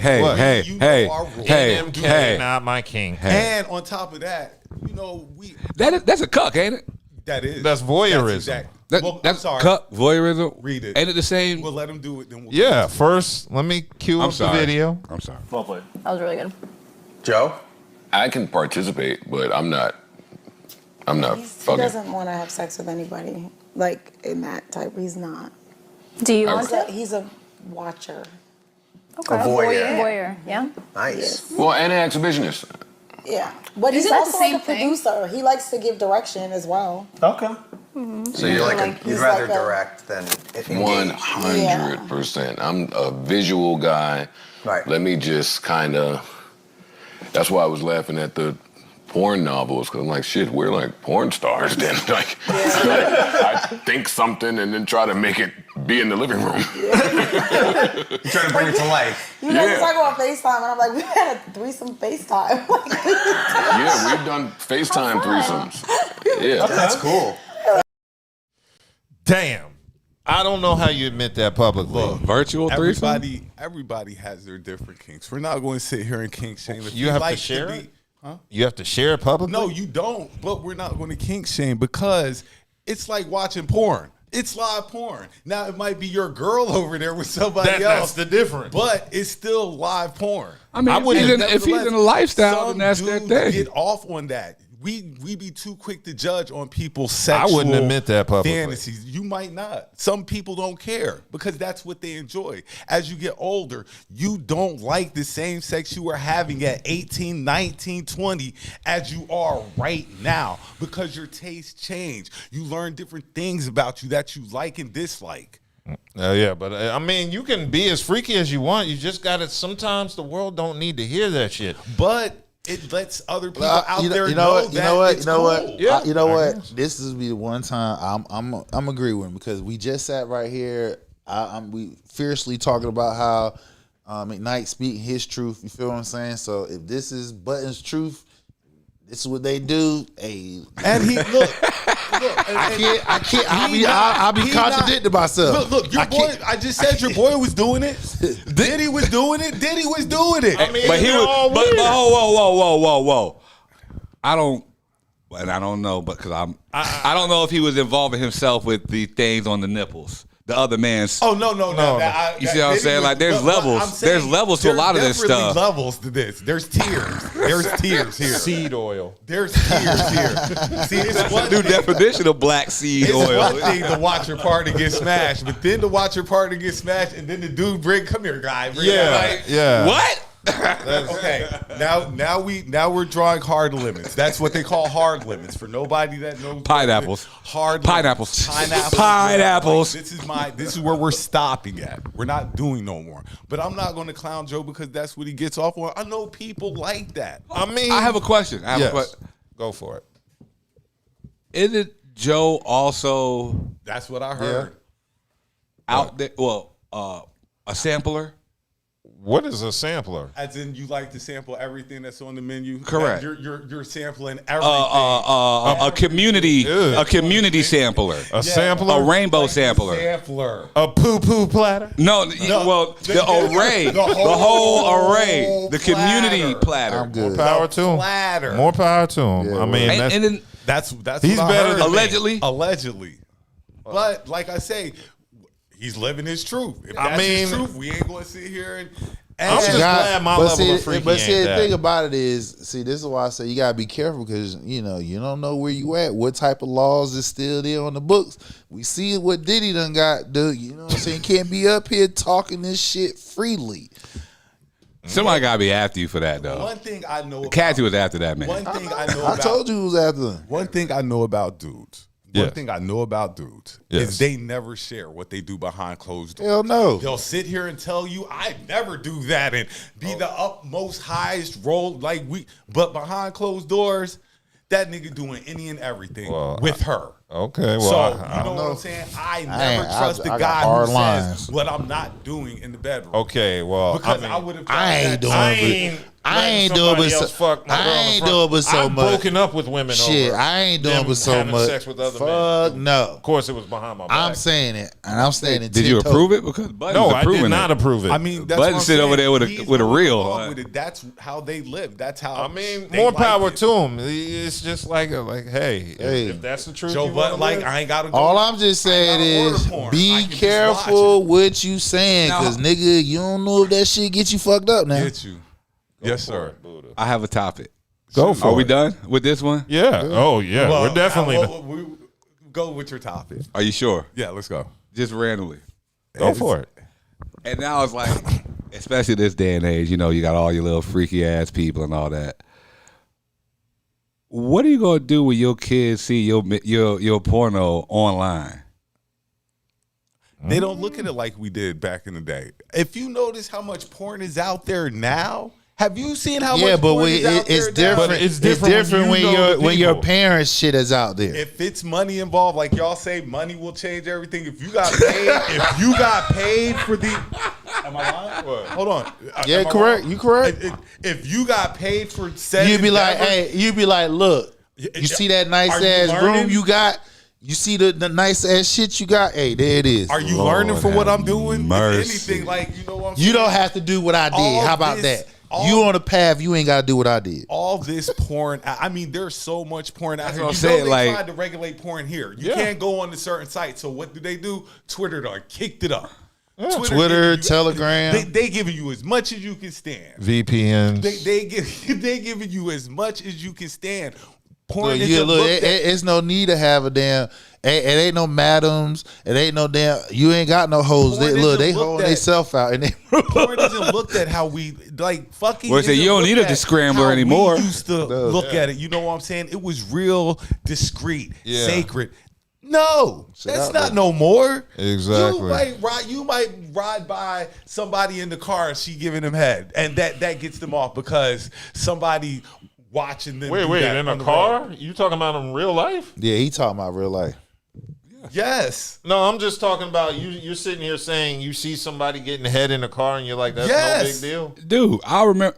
You don't remember when we moved that stuff from the office way? We had to go get that furniture, and I told you on the way back, I'm in the truck looking over. There's somebody over there just going to town. Yes. Like that is a thing. Some people get off on that. Like avoid public sex and all nobody looks at porn like we did when we were growing up. Yeah, but we talking about he was mentioned as a kid though. Your kid seeing your that's damn different. Parent. You're talking about your kid seeing you. Your kid gets see like, oh shit, that's my kids seeing this. If it's out there on the internet, I'm saying what age? Now, I think age. It don't matter. What if they're like minors? If you're 14, you probably could explain it off to a 14-year-old whether how are they getting their hands on it if they're minors. Like 14, I can understand. Like 14, 15. I'm about to say, nigga. Everyday people are porn stars now on OnlyFans. Hershey gotta say that's true. Hershey gotta say everyday people are porn stars now. What age are these children? What age are they? Because remember, our parents didn't talk to us about sex. They might have taught y'all. Mine did. Yeah, my dad told me. They didn't really hit it on us. My dad actually gave me a porn and told me the birth. That's how a little bit more information. Oh, you didn't get. Nigga try to steal my car. Show me what you trying to. Anyway, but now we speak to our kids. You can't put this shit on like that. About sex. Yeah, I do. I tell them. We have to. Because we don't. They get on the internet and listen to other folks. And this is why I say. Or you sit there and be like, this is what I was making you out of love. Hey, look. You want to know where you came from, ain't it? This is what I was making you out of love. I tell my girls, I said, look, your daddy going to keep it real with you. I ain't sugarcoating shit. You going to know the truth. And I want to say, and I could be wrong, but 70% of people got a video.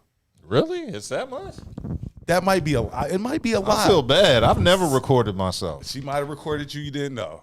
Yeah, that's true. How could she set the camera up in my room? No, she probably have a phone in hand. Probably just put the motherfucking shit down. Phone in hand, phone set up somewhere. You ain't even paying attention. She's like this. Yeah. Oh, hell no. I'll be like, you got to put that phone. You don't know if she blowing your brains out, nigga. Who cares? If you, but like I'm saying, at least, okay, I'll say 60. More than 50. It's more than 50. More than 50, guys. Yeah, because once they came out with this technology, nigga. Yeah, so I'm going to say more than 50 have a video, at least of more some than 50 type of sexual act. That's true. Go for it. But what happens if you're a kid and you see your parents on tape and they're doing it in your bed? That's different. I paid for it. You better like you got to give me another bed. I changed the sheets. You got to give me another bed. You see your legacy? Look, that's your legacy. You were made out of love. Hell yeah, nigga. You could have been left in between on, the cushions on the couch, but you're here. Made out of love. Yeah. All right. Let's go ahead and move on because Smokey Robinson is in the news again. What? Before we get to that. Before that? Because I got a music thing I want to do. Okay. Did anybody see that Teddy Riley tried to bring he tried to bring two other dudes on stage. Let's get a new name, nigga. Guy. Let's get a new name. Nigga, y'all were singing karaoke. And then what really bothers me is, I could understand if Teddy was the lead singer.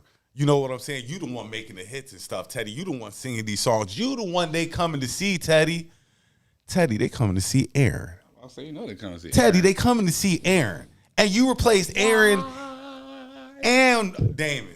Yep. Teddy introduces, and it is a new iteration. It's Guy 2.0. No, you got Teddy Riley and some niggas. You got some niggas. Guy and some niggas. You got some Teddy and some niggas. That's what you got. And remember, Teddy Riley is the leader of Guy. Aaron Hall is just the face. Yeah, but when we hear about Guy, We hear Aaron Hall. That's true, but I'm not hearing the Guy Teddy Riley is responsible for Guy. We understand that, but when we hear Guy, we talk about Aaron Hall and everybody else. When I want to hear "I Miss You," guess who better be singing that song? When I hear "My Fantasy," guess who better be singing it? When I hear "I Like," I want to see Aaron Hall singing that. Now, if it's karaoke, we can just go to a bar. And you could just be there DJing. That's unfair. You haven't given the new guys an opportunity. Man, make their own fucking opportunity. Yeah, exactly. But they're Guy 2.0. No. What song are yours that were like, oh, that nigga is dope. They haven't set their legacy yet. They just started. Legacy's the word of the day. Legacy's the word of the day. Nigga, every topic. Last week, don't let me find out. This week is legacy. So now it's like, no, you just. Oh, I like that. You just Every week promoted these. You just brought these two other dudes out. Talk about this is Guy with me, and this isn't Guy. No, but you don't know these new singers. These are new guys. I want my money back. You have say the new guy. You have a revamped lineup that includes Fred LeJ Robinson. Is Aaron Hall in there? No. This dude was previously a part of the group Profile. Hold on. Read the name again. His name is Fred LeJ. Is Robinson. Aaron Hall in You there? said legit or LeJ? LJAI. I don't know how you Oh, that's spell LJ. it. LJ. Shit. And you want to know the only reason I know that? Because you knew a LJ. Say less. She was my nigga. That's Say my. less. I remember LJ. Boy. Hey, I remember. Yeah. I remember Yeah. LJ. But all I'm saying is you can't bring two new guys up there and call them Guy. You can't do that. I'm sorry. Don't forget Jay Styles, who was part of BS2. I don't know who BS2 is. Blackstreet? Oh, that's a chick.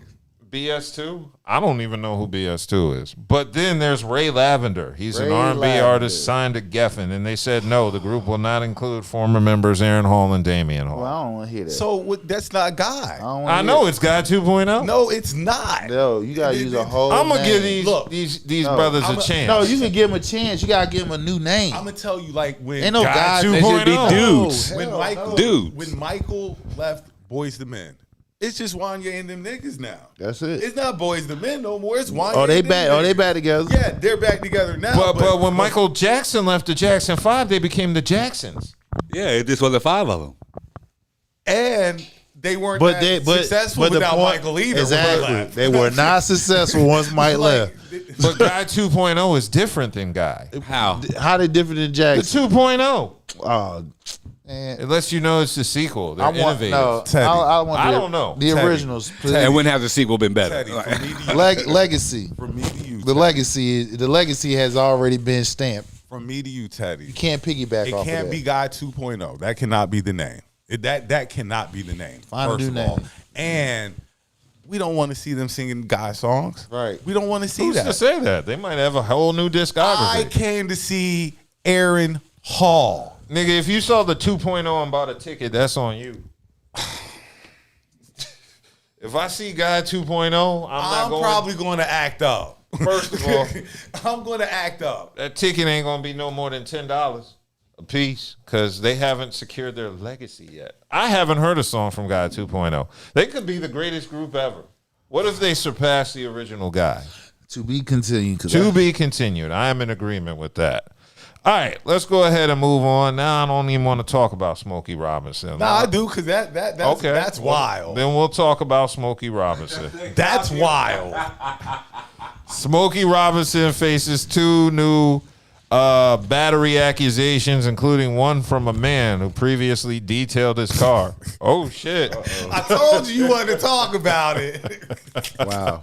I must have missed that one in the chat. I missed that one in the chat. I missed Put that. the article in the chat so That's y'all what I would said. know. I must have missed that one. You missed that one. Yeah, you missed that. I always look for that long one that has everything that we're All going the to cover. topics. It was in there. Yeah, it was in there. It was in there. It was in there. You're not doing your due diligence. Yeah, Smokey. You're Yes. Smokey. And not the one from Friday. That's why I didn't let him pass his top, because I didn't think you heard about it, so I want you to hear about it. Smokey! Go ahead, Yeah, so these new accusers are former employees, and it brings the total number of accusers to 6. So there were 4 others previously. The 2 new accusers come 6 months after the 4 women who filed a $50 million lawsuit against them. And those women sued him anonymously as Jane Doe's and May. Get to the. Okay, well, first, let me say, November 14th, they are looking to amend their complaint and add 2 more victims. And this one says it's a man and a woman, so it's 2. And Robinson, they're trying to say Smokey tried to force them to touch his erect penis. Them? Yes. He should have went to Joe's house. I was about to say, was that Joe Budden his girl? Is that what's going on? But nah, because they wouldn't have. Because they would have had a consent. It would have to be consensual. I'm just saying, there's people out here that'll do that. You don't have to go out your way. I mean, to do that. Smokey trying to make sure his legacy is extended. I'm just saying. Okay. I know this is kind of pause-worthy, but he's 85 with an erect penis. So man, we can bust him until we. I know, but all I hear Color about Purple, is, right? What? You seen Color Purple, right, Mister? I don't watch Color Purple. I've never seen. You all never of seen. Color. You never I see seen Clipse. Oh man, dog. Color Purple's one of those movies I watch on TV till the commercials. Oh man, everything you see of all the movies, As a black and person, you ain't never As a black person, I don't want to see that fake ass shit. You have That to ain't have fake. watched. It's you have fake. to have watched Roots. Color Purple ain't fake. Color Purple is fake. It's How it's not a fake? real story. Alice Walker was a black feminist who hated black men. That's why she made the movie. It was based on a fake story from she made up based on her grandparents having affairs with outside of the As marriage. a black 70s baby, you had to see Roots. I saw Roots. You had to see the Color Purple. And Separate But Equal. You had to see the Long Walk Home. Nope. And Separate But Equal. And Separate But Equal. Separate. I don't want to watch that shit. Nigga, nobody wanted to. watch The it. fuck? I saw Nigga, it. I was mad the whole movie. Nigga, I Long was- Walk Home. Did we have to watch? Did we watch that together? I don't think so. I think I was in school. Because remember, they used to Dad make you watch made me these watch school, that They used shit. to make you watch these movies in Nigga, school. Dad made me watch that shit. I was pissed. Like, why the fuck? I don't Glory. watch this shit. You know, like those are movies that as growing up in the 70s, 80s, The you fact had that to you watch ain't see the those. Color Purple. So anyway, I've seen clips of All the right, shit. so in it's the not clip- like I've just never watched the whole thing okay, from start so to finish. this clip I'm talking about, because you saying he's 85, Yeah. hard on, is a scene in there. Old man, he died. He just last night he died and impregnated. He said, "How he died?" She said, "On top of me." That's one of the best ways to go, I guess. Yeah. But back to this. They're saying, according to the motion, one of the new accusers, identified as Jane Doe 5, endured constant harassment for Robinson while working as a housekeeper for him between 2005 and 2011. So that's harassment for 6 years from an elderly man. Right. And she also claims that he grabbed her hand and tried to force her to touch his erect penis more than 10 times. He would ask her to enter the bathroom while he was showering and ask her to scrub his back, per the motion. 10 times? She got the exact count how many times. Yo, in 5 years though. But this is the thing, though. Like, oh my God, we've come to the point in our we good. Yeah, we've come to the point in our society that you can go get these things. These things are attainable, especially you have money like that to attain them. You ain't gotta harass your why you housekeeper. harassing people? You ain't gotta harass people to do this stuff. And you have the means. That's what I'm saying. You got the means to get this stuff done, but you're going to harass people. I mean, are you saying it's true? You say I don't think it's. I don't know if it's true or not. We talking about 85. 10 times. We talking about 85-year-old frail, because Smokey kind of frail. Yeah. He's look, here we go. Here we go. I'm gonna say this. Think about the type of music these niggas used to make, and you think to yourself, dope music. Hold on, 80s, right? 70s, 80s. No, Smokey going to 50s, 60s. So that think about the further back type we of go, music. It's the dope. further back we How go, the pure, how freaky the pure. these in it, niggas the used further to be back we go, in right? the day. No, you wasn't pure because you got your head. You got killed. But it was a lot pure. Yeah, back then. you It was right. A lot pure. You did it. And they find out. It was Y'all like ass coming got off you. the plant you dying. pure. Ain't like you got protection nowadays. So I just don't. I you believe it. Look, I don't, because we talking about 85-year-old frail man. He's now. I believe now. This what Man, him trying yes, to. unfortunately, it's a man. I believe it. Mm-hmm. I believe it. And the only reason I'm saying that, like I said, as a man, but nigga, it's a man. Nigga, Well, this is the woman's claim. Right. But did the man also? We haven't even gotten to the man. Go ahead. So it looks like this woman also alleges that Smokey tried touching her breast multiple times, Okay, I can believe causing trauma that ultimately led her to get a breast reduction surgery in 2015. Were they that big? They must It was have that been. big. Smokey could have paid no attention. Like every time she walk on Smokey. I mean, if you getting a breast reduction, those some big titties. Yeah. He was walking up. That's to what him. I'm saying. Like, Those some huge ass Yeah, titties. he was walking up to him like soft and warm. You should have said you had a song Legacy. Yeah. Cruising. Yeah. He wanted to motorboat them things. Baby, let's go.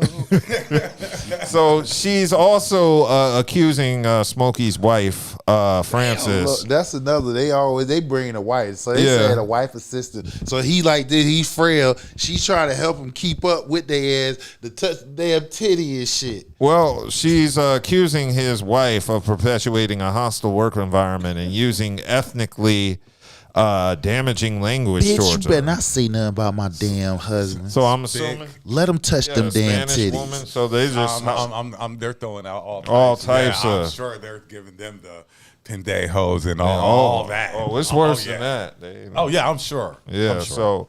So, meanwhile, all this is going on. They mentioned John Doe, number one. This is the guy. Alleges in the motion that he began working for Smokey during doing detail work on the cars in 2013. He claims that Robinson touched and fondled his erect penis in front of him numerous times. And also, wait. no, Smokey's. yeah, that's Not what I was his. about to ask. Smokey. He was touching his joint while he was in front of So him. Smokey masturbating in front of this Yeah, man? that's basically what. Guess. Okay. Smokey just letting him know what he got waiting on if he ready. Let me find out Smokey trying to be part of that damn coalition. No. Smokey said, put me on a platter. Now, mind you, this is an 85-year-old frail. Well, he's 85 now. This is back in his younger days when he was He like still was in his 70s. 70s. I mean, what's fucking 10 years? Like, damn, he still, come on, man. Smokey been through some traumas. You feel what I'm saying? Yeah. And so, this is pretty interesting. So anyway, in addition to that, this John Doe claims he also tried to force him to touch his penis in 2022. John Doe claims he was fired shortly after the He was in incident, his 80s. only for Smokey's wife to call him a year later and ask him to return to work, which he did. Good money. That's some good money. I ain't gotta watch this man beating his meat behind me. You sued him, you left, but you come right back when they called your ass. Literally Smokey in the background beating his meat. Why you turning around watching If you Smokey? don't- Listen, see that, and so if you allow that bullshit to get in, all that other shit is some bullshit, bro. I mean, I kind of agree. Like, if you felt that bad, and it's like, this man wants me to touch his penis, and then it's like, you want to get the job back? You know what? I'm on the way. Like, nah, man, that's what I'm saying. So now you taking the whole rest of all the other Jane Does and shit. Yeah. If they let this bullshit in, like I said, we talking about 80. We talking about a frail Smokey Robinson. At the Now house. listen. I would believe that. Yeah, At the wrong party. I can believe he probably horny and shit like that. Yes. I believe that because Yes. older. He seconds that That's what I'm emotion. trying to Right. get them older niggas like that. older men. He probably He probably still think he a player from the Himalayas. Oh, he probably experiencing some type of dementia and shit like that. That part too. And the way You know y'all what I'm saying? talking So about I- having money, so he probably Like, bitch, I got money. Yeah. like Right. But see again, but you gotta look at his mental state, his age, and shit like that. Oh, I'm sure Smokey's in dementia. So I believe he got these fine young ladies around him. They are younger than him, even if they're in their 40s or 50s. They are at least 20, 30 years younger than him. Yeah, his dick probably is hard. You know what I'm saying? I believe that part. No, probably. I'm sure Smokey is in dementia. I'm sure of it. I bet good. But I don't believe that shit. What they talking about though? I believe they're exaggerating what they're saying. They probably you probably seen them stroking his shit. It might not have been 10. It might have been 5. But she know. Right. I believe that. You know what I'm saying? I believe that. That man wants some pussy. You know what I'm saying? He wants some pussy. He's seeing them fine ass women walking around. He's probably not used to hearing no. Back from when he was that. He that dude. He still is. Somebody would probably jump on his joint now. They get a chance. They got grandmas, great grandmas. You at the wrong house. You gotta branch out. His wife ain't doing shit. His wife Joe should be in them house jumping. Yeah. Joe Budden house jumping like Smokey be at Joe Budden house. Yeah, yeah.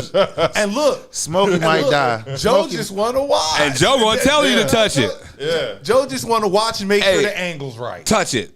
Yeah. So Smokey representatives get him to Joe's house. Let that man get his shit off. You gonna get everything you want at Joe's house. Yeah. Damn.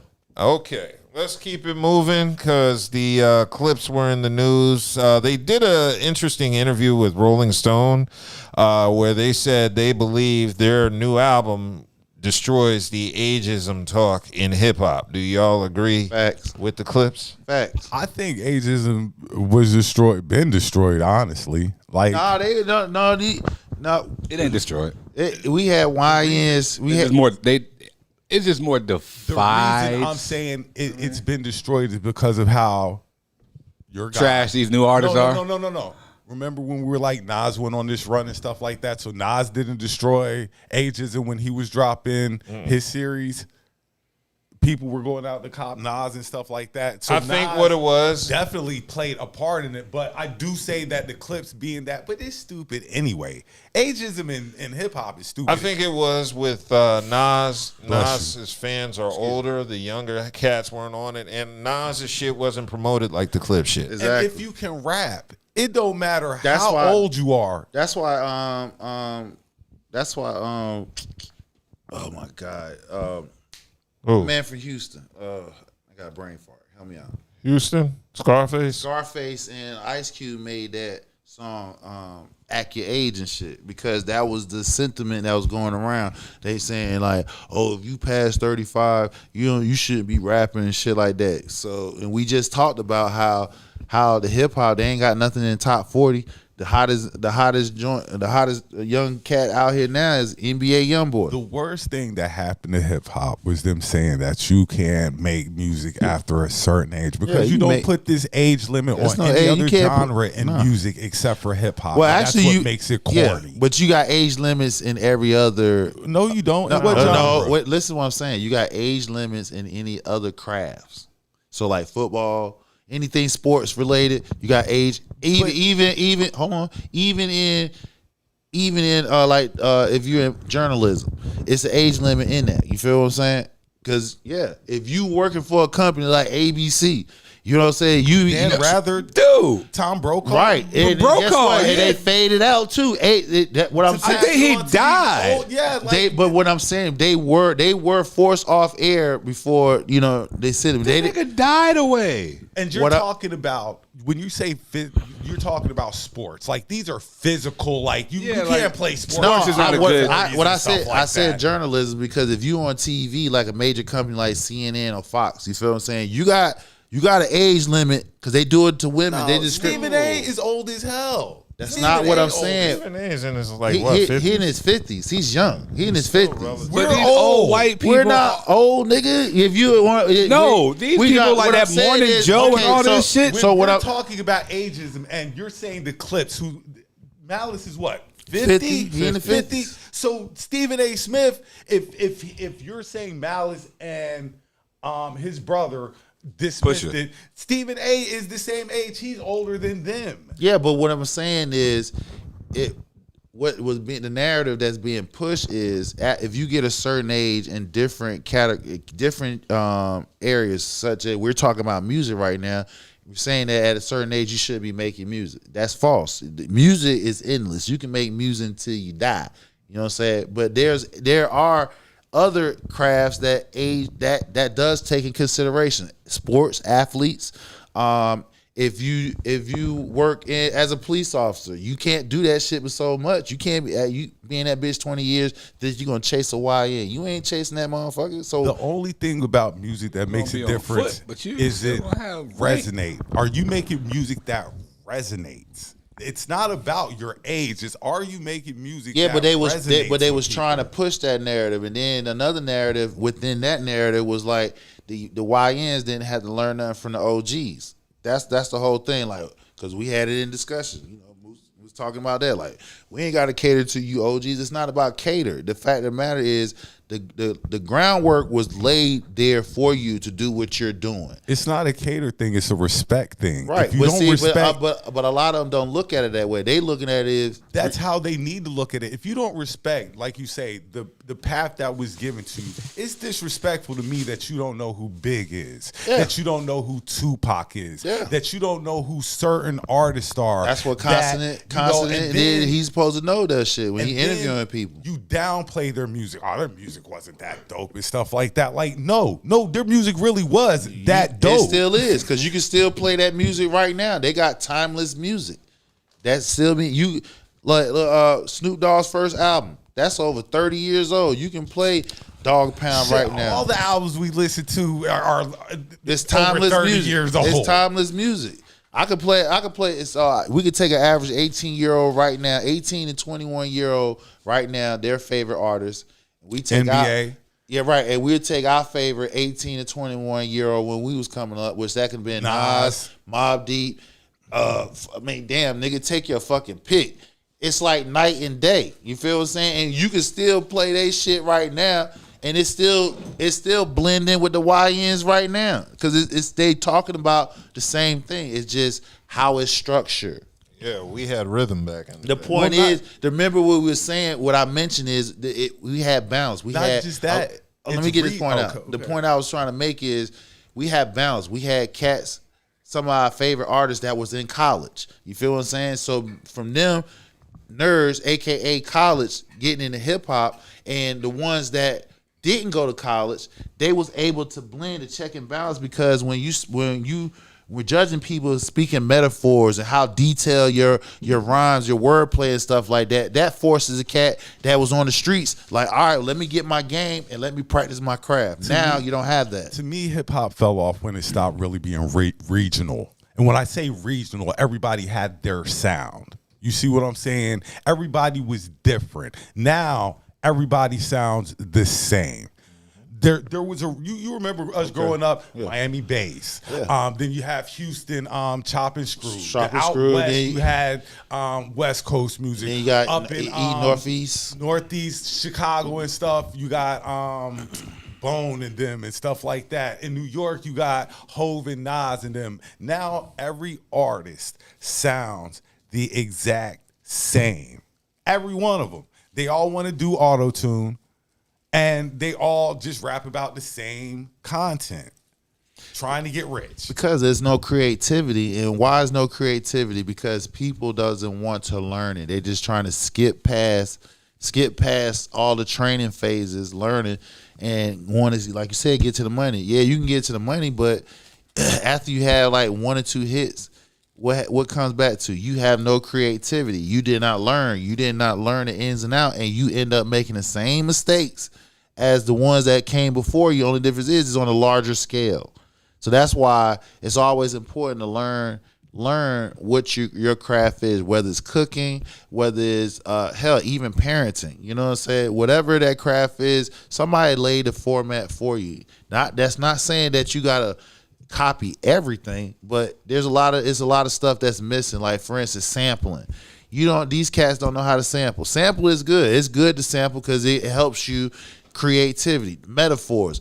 I haven't, outside of Drake and K-Dot and a few other young cats, cold. A lot of them don't have no metaphors. And that's the thing. Like it's not thinking music. At least when we were growing up, it might have had, but it was thinking music. You had to think. Of course, because you had those college students coming with those big ass words. No, not just college students. Because I know Mobb Deep ain't go to college, but they broke it down. Right, but this think. Right, but what I'm saying is the check and balance came in. College students, aka nerds, who put hip hop in the area where it wouldn't have been strictly streets. It forced the streets dudes to be like, okay, if I want to have my game tight, I want to get out here and make it forced them to learn shit too. It pushes them out their comfort zone. See, these young cats is not pushed out their comfort zone. That's why they writing chicken scratch type lyrics and stuff like that. So if street dudes, when we came up, they learned different words. They got outside their comfort zone, and it was a challenge for them to adopt that. Nowadays, they don't want to do all that because, hey, it all depends on they want to skip past all that. Only 1% comes out with something that's completely new that nobody hasn't done before. Well, I will say this: shout out to the Clipse. If that's what happened, their album is amazing. Yeah. Their album is amazing. They should get album of the year, front to back. Oh yeah, and while we're on it, new De La Soul dropped Friday. I listened to some of it. I listened to a part of it. I'm hitting the road tomorrow for Thanksgiving, so I said I was going to listen to the whole thing in its entirety on the road. I love it so far. I didn't know what to expect. Stove God's supposed to drop next week. Oh yeah, and then Conway's the week after something about bullets can't kill gods or something like that. Bullets can't kill God, and Nas and Premier got a new. Oh man, hip hop is going to be represented very well this year, at least towards the fourth quarter, because some legendary albums have dropped and they've actually lived up to the hype. I think this last, like the from July down, like you had the Clipse, you had Gibbs' album drop, you had Jid's album drop. Mm-hmm. Who else has dropped it? You had Mobb Deep's album just drop and stuff like that. It's been some good music. West Side's album dropped. Yeah. OGs. The OGs had to come back to the game and take it over. They had to save the game. I get excited every Friday, pulling up Spotify and shit. Music Friday. Even Wale dropped an album I like. Yep. They said his Wale album hard. Yo, check it out. I was listening to it today. Hard. I don't listen to Wale. This is my first time listening to Wale. I listen to him. He's from the DMV, man. Sorry, word. Look, he ain't giving the. I don't mean shit. The homie love. He ain't gonna get a homie love. Hyping Wale up. I mean, I like him. That's why I said this album is dope. This is my first time listening to Wale. I don't listen to Wale. Look, that song. He's got the song with. He got a couple. He got some Cash shit. Out. Cash Out, who just got locked up. Yeah. Oh, speaking of people who just got locked up. Yes. Your boy from the refugee camp. Oh, Prize? Yes, sir. Yeah, I saw him on an interview. You won't be seeing him for a while after I just that. saw him on He got 14. Oh, 14. Yeah, I just saw him on rap your favorite prize line for me. Smoking BDs. Smoking BDs under deep palm trees. Yes, they gave Prize 14 years. He can do that on a handstand. He was on Trump drink, will probably drink pardon him. champs. That's what it Trump was. got too many people in front of him to pardon right now. But he's the least controversial. It's a line. Nobody cares if you pardon Prize. Nobody's sitting here like... Yeah, nobody's going to be like, why him? Nah, we'd be like, damn, thank God. And now you wonder why Prize was always mad because Lauren wasn't showing up because he needed that money. Lauren was messing up the Fuji's money that Prize was going to need for these cases It was coming something. up. It was and that's why Prize was so upset. He was pissed. Wait a minute. Wasn't it had something to do with that lobbyist with Obama, the campaign? Supposedly, yeah. Yeah.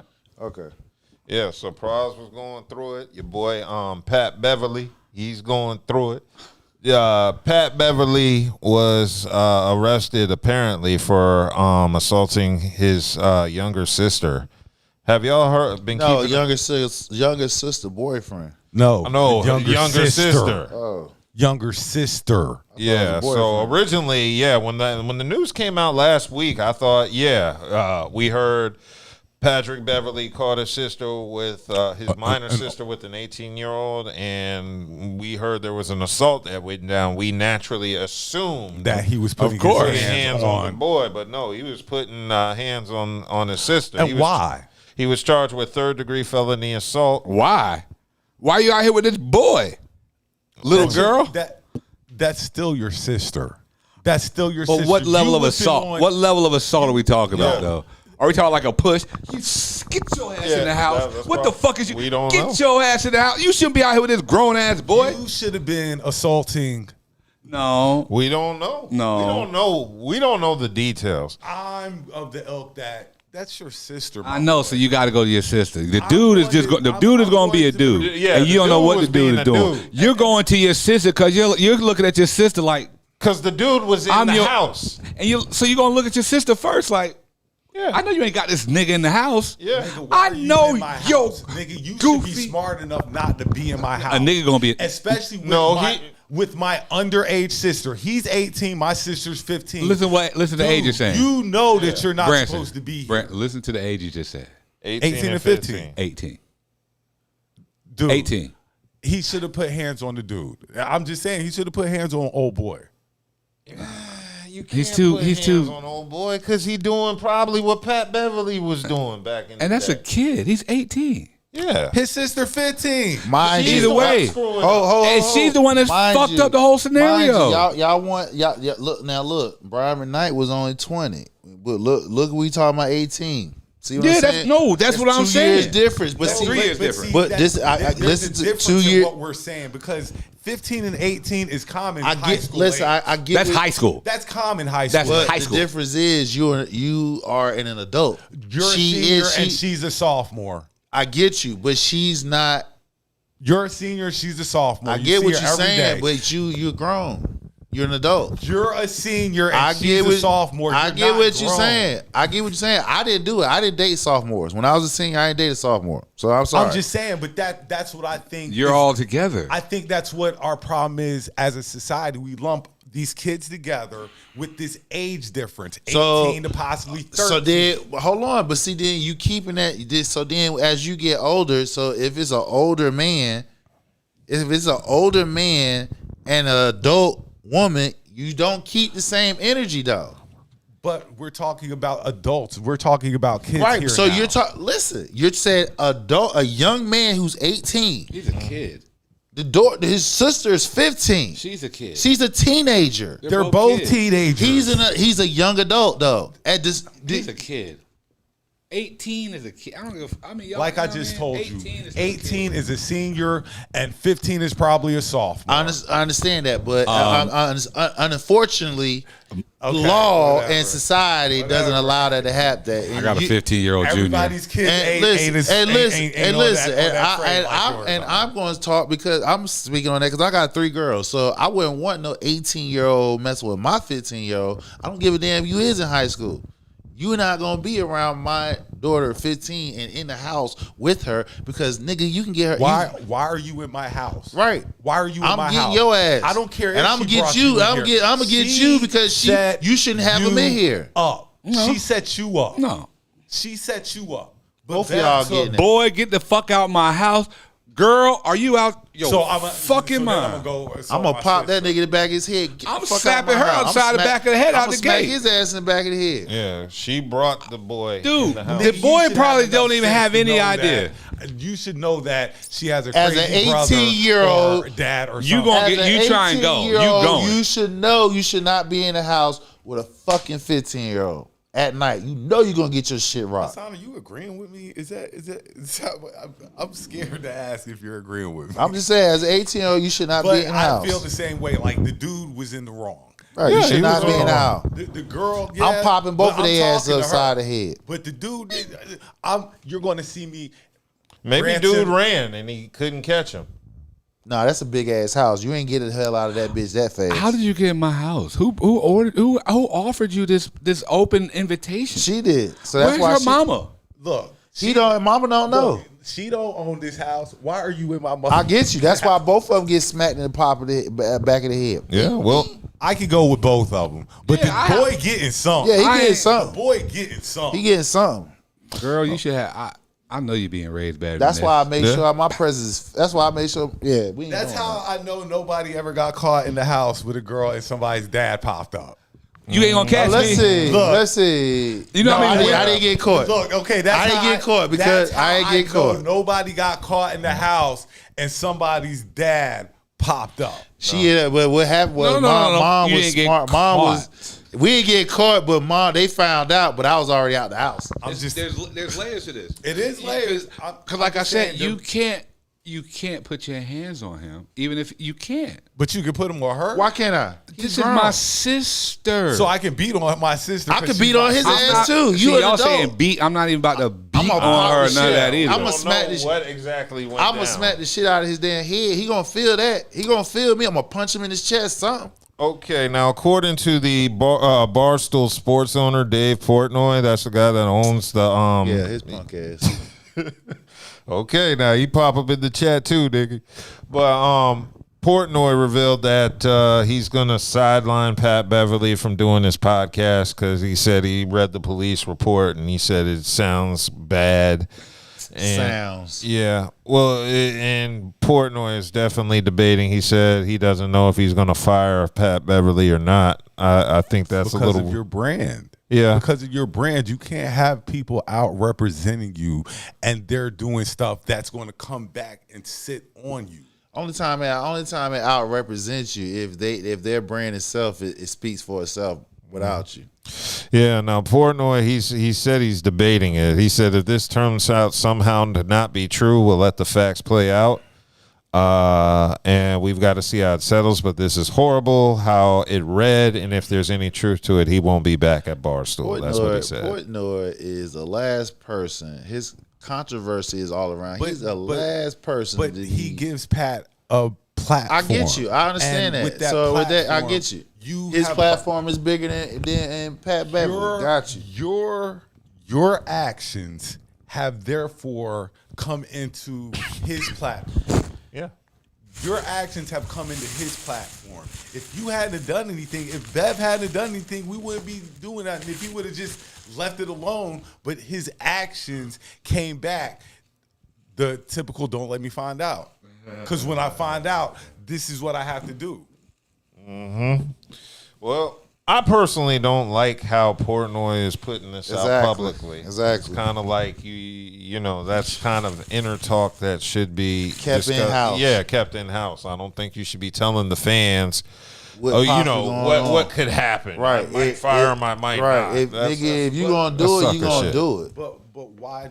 Because it's no need to mention that. Nobody about him. It's not like it's not like nobody knows. Yeah, but nobody know about process. that shit. Yeah, he's putting out there. He's adding fuel to the fire for views and shit like that. That's why I'm like, when you said his name, I'm like, why the fuck is he even talking? Like, you know what I'm saying? He could have kept that shit in house. If the facts fell what it fell, then handle your business. Until then, why speak on it? Ain't nobody come to him. And even if somebody did come to him, nigga, if it ain't hurting your fucking pockets, your well-being, let that shit stay in house. Agreed. So I'm going to see how this Pat Beverly situation plays out. You know, I really need to see details before I form a stronger conclusion. But, you know, based off what I'm hearing, you know, I don't know what he did to his sister. All I hear is the word battery. That's it. He probably smacked her in the head. Then again, he probably smacked the shit out of her. She probably said something slick. He popped that. She might have. Like, yeah, you know, it could have been warranted depending on the situation. Yeah, she probably said something out of the way. He smacked the shit out of her. Yo, he chased that dude out the house. She's like, "You really gonna fuck up my nut?" He said, "What?" That's something the child would say. They'll say something real reckless. Yeah. So we'll see how that plays out. I'm not looking forward to like Pat Beverly getting into any legal matters. Man, listen, man, that's an 18-year-old with a 15-year-old in the house with no adult. Yeah, unattended. Yeah. It is what it is at that point. Yeah, exactly. All right, so let's go ahead and move into sports. We got a spot. Oh, what's up? Chicago. Oh yeah.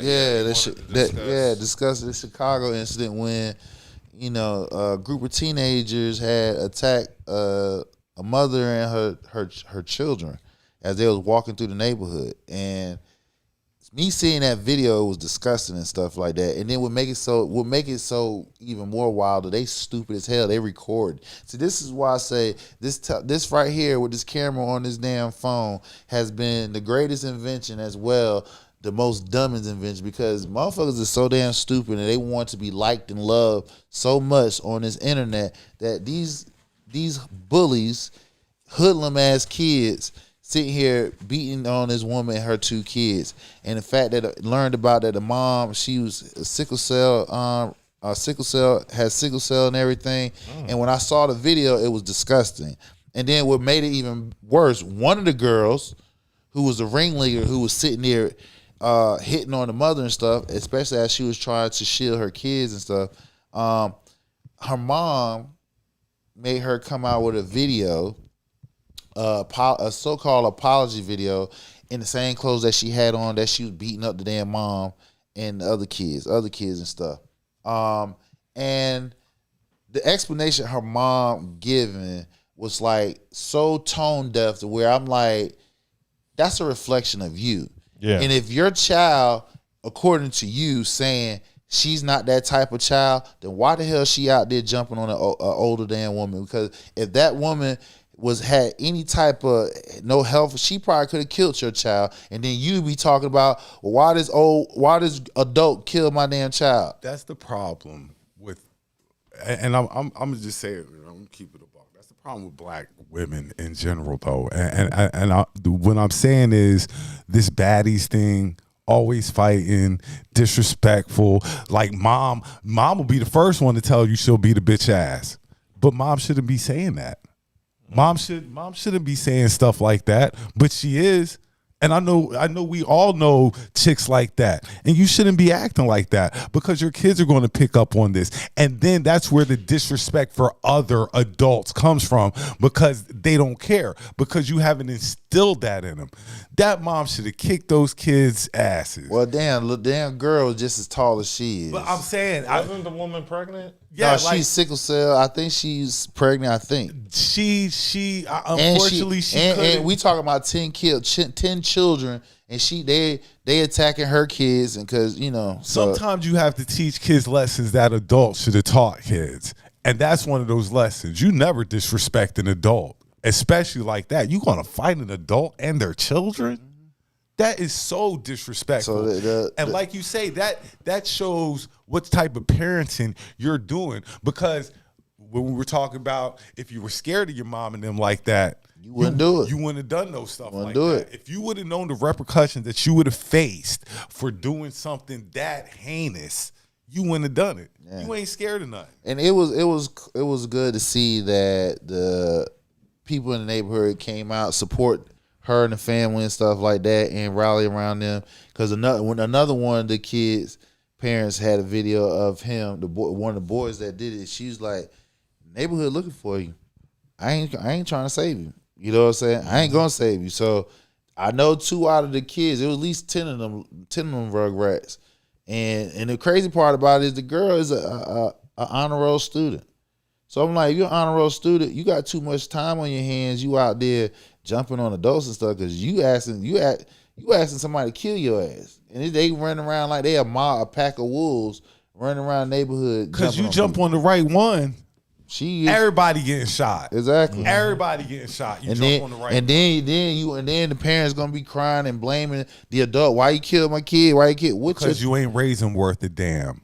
Your kid over here out of pocket. So yeah. Cool. Well, yeah, I've been watching this play out all week, and I have not really been a fan of this entire story. I just think it's actually pathetic. There's nothing to be a fan of. This is just disrespect at the highest It makes level. me upset. That's why I'm not a big fan. I couldn't imagine doing no stuff like that. Same. When there's no way possible that I could justify you jumping on an adult and her kids. And the kids crying, "Mom," and they slam the child head on the ground and stuff. I guess as a parent, if I would have seen that, I'm fighting for them. But the point is, like I said, it was crazy though that the ringleader, the main one that jumped on the mom, her mama came out with that video of her, and she still had the same clothes on. So they had to make that video that same day because she still had the same clothes on that she attacked the damn woman in. So it was crazy. Okay. Before we parents do it. Get a better hold of your kids. Just get a better hold of Whoop them. that ass. Whooping is good. Get a better hold of your children. That's all I got to say. I'm sorry. Okay. Well, let's go ahead and get into the NBA because wanted to discuss a couple of happenings going on. First, LaMelo Ball let the world know he's interested in a trade. And we're interested for you to go. You want Melo Ball out of Charlotte? Who'd you say that they possibly were talking about? There are a few landing spots. One, I was saying there's a possible Memphis? straight up, Melo for Ja. We'll take it. You would take Ja Morant over Yes. LaMelo? Yes, because Ja has smelt what winning's like. He knows what it's like to have a team depend on him and carry them. What is the Hornets' record right now? Anybody want to shoot me what the Hornets' record is? Right quick. The Lakers good, though. Do the Hornets have a winning record? No. So, but they, what are they? 4-12. 4-12. And you're sitting here. This is LaMelo's third year. At least he's played all the games, I guess. No, the hell he has not. No, the fuck he has not. He ain't even been hurt like that, but he just doesn't play like that either. So, send him on his way. Yeah. So he has 3 fully guaranteed seasons left on a max rookie extension after this year, though he failed to earn eligibility for a Rose rule bump. So his deal started at a more manageable 25% of the cap. He's never reached the playoffs. He's never played defense. His efficiency is slightly down this season. He only has 1 All-Star appearance. Yeah. And let's be honest, he's not even the best player on the team. Mm-hmm.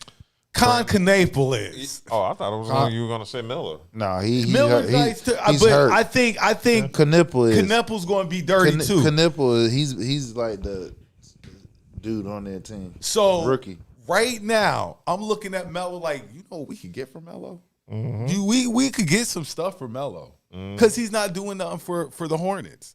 Yeah, that is true. So there are a couple teams. That's not an even swap, though. Who? Ja for LaMelo? Yeah, that's not an even swap. Yeah, because Ja's a winner. That's the so only reason. So that means if Charlotte trades for Ja, they're going to have to get not only you trading in LaMelo, but you still got to give up a pick. That's cool. We need a winning attitude around here. We need somebody who knows how to win. Ja, I mean, I wouldn't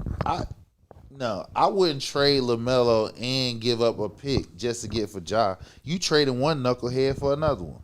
What we doing? And that nigga gonna be home. He gonna be home. He gonna be close. He gonna be close. He gonna be home. He gonna be close to their home. Yeah, he gonna act the fuck up. He gonna be home. So you are trading one knucklehead for another one. Yeah, that's not a good. That's not a good trade. But at least y'all play. Yeah, but at least he gonna get him ball on the out court. too. He gonna play. That's my problem with Melo. Besides, you don't have this winning attitude. To me, you miss so many. Do Ja games. have a winning attitude?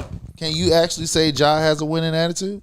This is the they had a losing Yeah, season. he wants to play last year. But before I get what that, you're saying. He ain't there just so he don't get fined. No, I get what he you comes to play every. legacy. You gotta make sure his legacy good. He don't want his legacy. But I'm just saying, he comes to play every night, and Melo doesn't give us that. I understand, but you're okay. Number one, Ja is shorter than LaMelo. Ja, he's close to home. So if he was a headache in Memphis, you don't think he's gonna be a headache in Charlotte? And he close to South Carolina. He even closer to home. It's no need to give up a superstar. We're saying Melo's a superstar. Yeah, no, Melo is a star. He's not a superstar because he ain't made no playoffs. So he's a star. He ain't done shit yet. Yeah, you can't be a superstar and never touch the playoffs. He's a star. So Ja's the bigger star. He's a superstar because he made the playoffs. Definitely, I want this trade. I definitely want this trade. Yeah, but Ja, his stock has gone down because he was up for a supermax before that bullshit popped off. but that has nothing to do That's with off his field, off court. basketball. Our thing with Melo is your basketball. But when you as an organization going to invest millions of dollars into a young player, you need to make sure that he's going to be available. If he's out here doing all this, What the hell is Melo? Melo, you don't be playing. You don't hear Melo, but you don't hear Melo out here getting in trouble neither. Outside of basketball, I'd rather you be getting in trouble, and No, you don't. Look, no, you don't. If you're going to win, especially if I gotta give up a pick for Melo is younger. I don't need the controversy. Melo is all the younger issues. than Morant. Keep that in mind. Like I say, Melo to me doesn't embody winning like he should. Because to me, I think Charlotte has a decent team. And I have to agree with it. Melo is more about flashy. I get what you're saying. Show out. I get what you're saying, but Stats. you're trading. Not even stats. It's just flashy. I get what you're saying, but you're trading away. Like your simple layup. You trading somebody. 360. I got you. You trading somebody away for an older, hard-headed person. That's what you're doing. I'll take Ja. Ja sounds like, what other deals do they got on the table? Well, there are a couple teams that are in discussions. Possibly number one could be the Clippers. Who they got? Old people. They want LaMelo back in LA. Somehow Bradley Beal going to end up in Charlotte. Like he got a broke leg. It's a wrap. Him and John Collins probably. It's a wrap for Bradley. But that's what I'm saying. Like, there's nobody in LA we want. Well, what about Zubac? Nope, they don't want him. We got Knuple. Like, no, we don't want Zubac. Who else? In addition to that, you have the Miami Heat. The Heat are loaded with defenders. Davion Mitchell, possibly up there. Tyler Hero. Nah. You might send them together, but like you just send us one. No, you're not sending them together. You have to. Hero or ball. For LaMelo, you have to. Hero for LaMelo. Hero is and then more. You have two white boys on Charlotte. Hero is more well established than LaMelo. Is he? Yeah, he is. Tyler Hero is. Yeah, he sniffed the playoffs.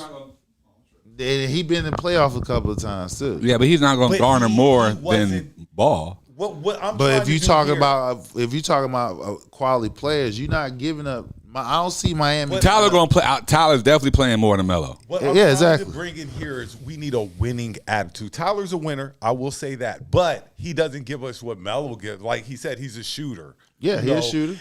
Melo is quote unquote supposed to be the man on this team. So we need this is the man coming back or something of that caliber. So that means Charlotte should invest in an older player by trading for him to reel his ass in. But older players aren't coming. And we know they're not because they're not coming until they're retiring. They're not coming until they're I'm surprised we don't have Chris Paul.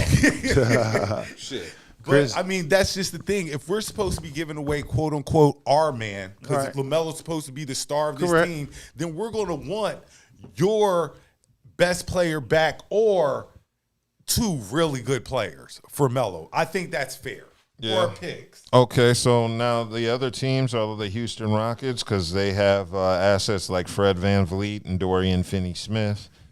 So those could be. I can see that good. They got to come together. They got to come together. Who? Them two. Yeah, they would. They would give a package deal. They would package them together because they got enough. They got enough access plus people on the team to reel his ass in to where he'll do what the fuck he's supposed to. That they could get rid of. Lakers ain't. We ain't in it. We don't want another team. We got AR. We got AR and Duke and Doncic. Another team in the running is the Mavs. The Mavs have some assets. Yeah, they got between, some assets. I see that. Well, Kyrie. They gonna try to send us fucking AD. Oh, Kyrie. We already got. I was going to say Kyrie. Kyrie is hurt. I know, that's why. No, we don't want Kyrie. We don't want AD. We don't want those two. So what other assets they got? We're not getting Coop. Christie. You got Christie on the team. Clay? No. You, what are we doing here? You got Max Christie up there. You got some assets. Don't send us AD. Don't send us broke ass AD. Is AD playing right now? No. So AD and Kyrie hurt. Yeah. That's why. That's why. What's the name? Nico got fired because he got 2 hurt ass niggas for one nigga that's still playing. But the last team they're discussing is the Trailblazers in the running. They got enough assets. Trailblazers have Damian Lillard and Drew Holiday, Scoot Henderson,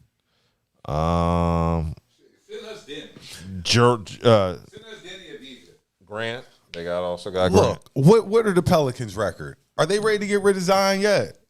I mean, they should. Like, we can send LaMelo for Zion straight up. Like, what? Because their records are about the same, I think. Yeah, but I don't know. Zion been balling though. I can't even stun on him. I'm not going to sit here and say that Melo doesn't ball. It's when Melo balls. No, I said Zion. Zion been. That's what I'm saying. He's Zion's been balling. We need a. That's why I'm saying we need a your man if we're going to send you our man. Zion's your man in New Orleans. Give us him for Melo. We got Sexton. So you think him close to home? That's a good wise thing. Look, you can't bring those South Carolina boys to their Charlotte, man. Think they're gonna be all right. Deals that make sense. That I feel what you're saying. That we could possibly pull off where people are, because I know Zion's not happy there no more. No, like there's certain places that they're not happy, and a change of scenery probably would do both of them. But good. you think LaMelo would be happy going to New Orleans, going from one sorry team to another? Well, it's not like he has a choice. It's not like you're making the Hornets any better. Honestly, it's not like we're 4 years into this, and you haven't made us any better. Yes, indeed. Okay. Well, speaking of all this going on, I know you had just mentioned Chris Paul retiring, and Chris Paul did announce his retirement today. Did he? Yeah, I was shocked that it was such a story because I thought we covered Chris Paul discussing before the season began Yeah, how at the end of the year he was retiring. Yeah, but I guess he officially retired today. Where was he playing at? Clippers. Couldn't get on the court. Nah, he couldn't get on the court. Couldn't get on the court. They got the whole team is old. Clippers got a bunch of old guys on the team, man. Yeah, so he said he said it will come to an end after this 21st season. And he posted a video on social media ahead of the Clippers game against the Hornets today. He wrote he is grateful for the last one, so he wanted to announce it in North Carolina. As much as I clown on Chris Paul and stuff, and I kind of take away from it. He's probably the second best player out of Wake Forest. Behind who? Timmy. Hold on, we just said Rodney Rogers. Rodney Rogers. That's why I didn't say Rodney Rogers. You got Rodney Rogers. You got Tim Duncan. Tim Duncan. You got Rodney Rogers, Tim Duncan. I'm taking Tim Duncan, then I'm taking Chris Paul, and then I'm going to go with Rodney Rogers. Yeah, Rodney's 3 to me. Hold on. Tim Duncan. Okay, so you said Tim Duncan, Chris Paul, then Rodney Rogers? No. It's supposed to be Tim Duncan, Rodney Rogers, then Chris Paul. So Rodney Rogers had a better career at Wake Forest than Chris Paul? Exactly, he did. I don't think so. We just named his accolades. Did Chris Paul did ACC Rookie of the Year, win ACC Player of the Year? Did he do that? Did he did exactly what Rodney? No, he did. No, it's Duncan, Rodney Rogers, then Chris Paul. Duncan, Rodney Rogers, and Chris Paul, and then you go Randolph Children. Ooh, the crossover. Yeah. I might take whatchamacallit before Randolph. Okay, so they basically mentioned who? You talking about take Teague over Randolph Children? Hell no, that nigga was a sniper during the ACC tournament, especially when they were going against Duke and them. Carolina. No, he's saying we named it. We named was a baller. I'm not. Listen, I'm not taking nothing for Teague, but if I got to name the all-time greats that we know in Wake Forest, it's Tim Duncan, Rodney Rogers, Chris Paul. Then I can go with Randolph Children. Well, there's nothing wrong. Nobody mentioned Jeff Green Jeff Green went to Georgetown. Who was the guy? Wasn't there somebody who went to Wake Forest? I always get them mixed up with Jeff. That's it. I'm like, there's somebody Green from Wake Forest. Yeah. But Chris anyway, Paul was freshman of the year in the ACC, rookie of the year.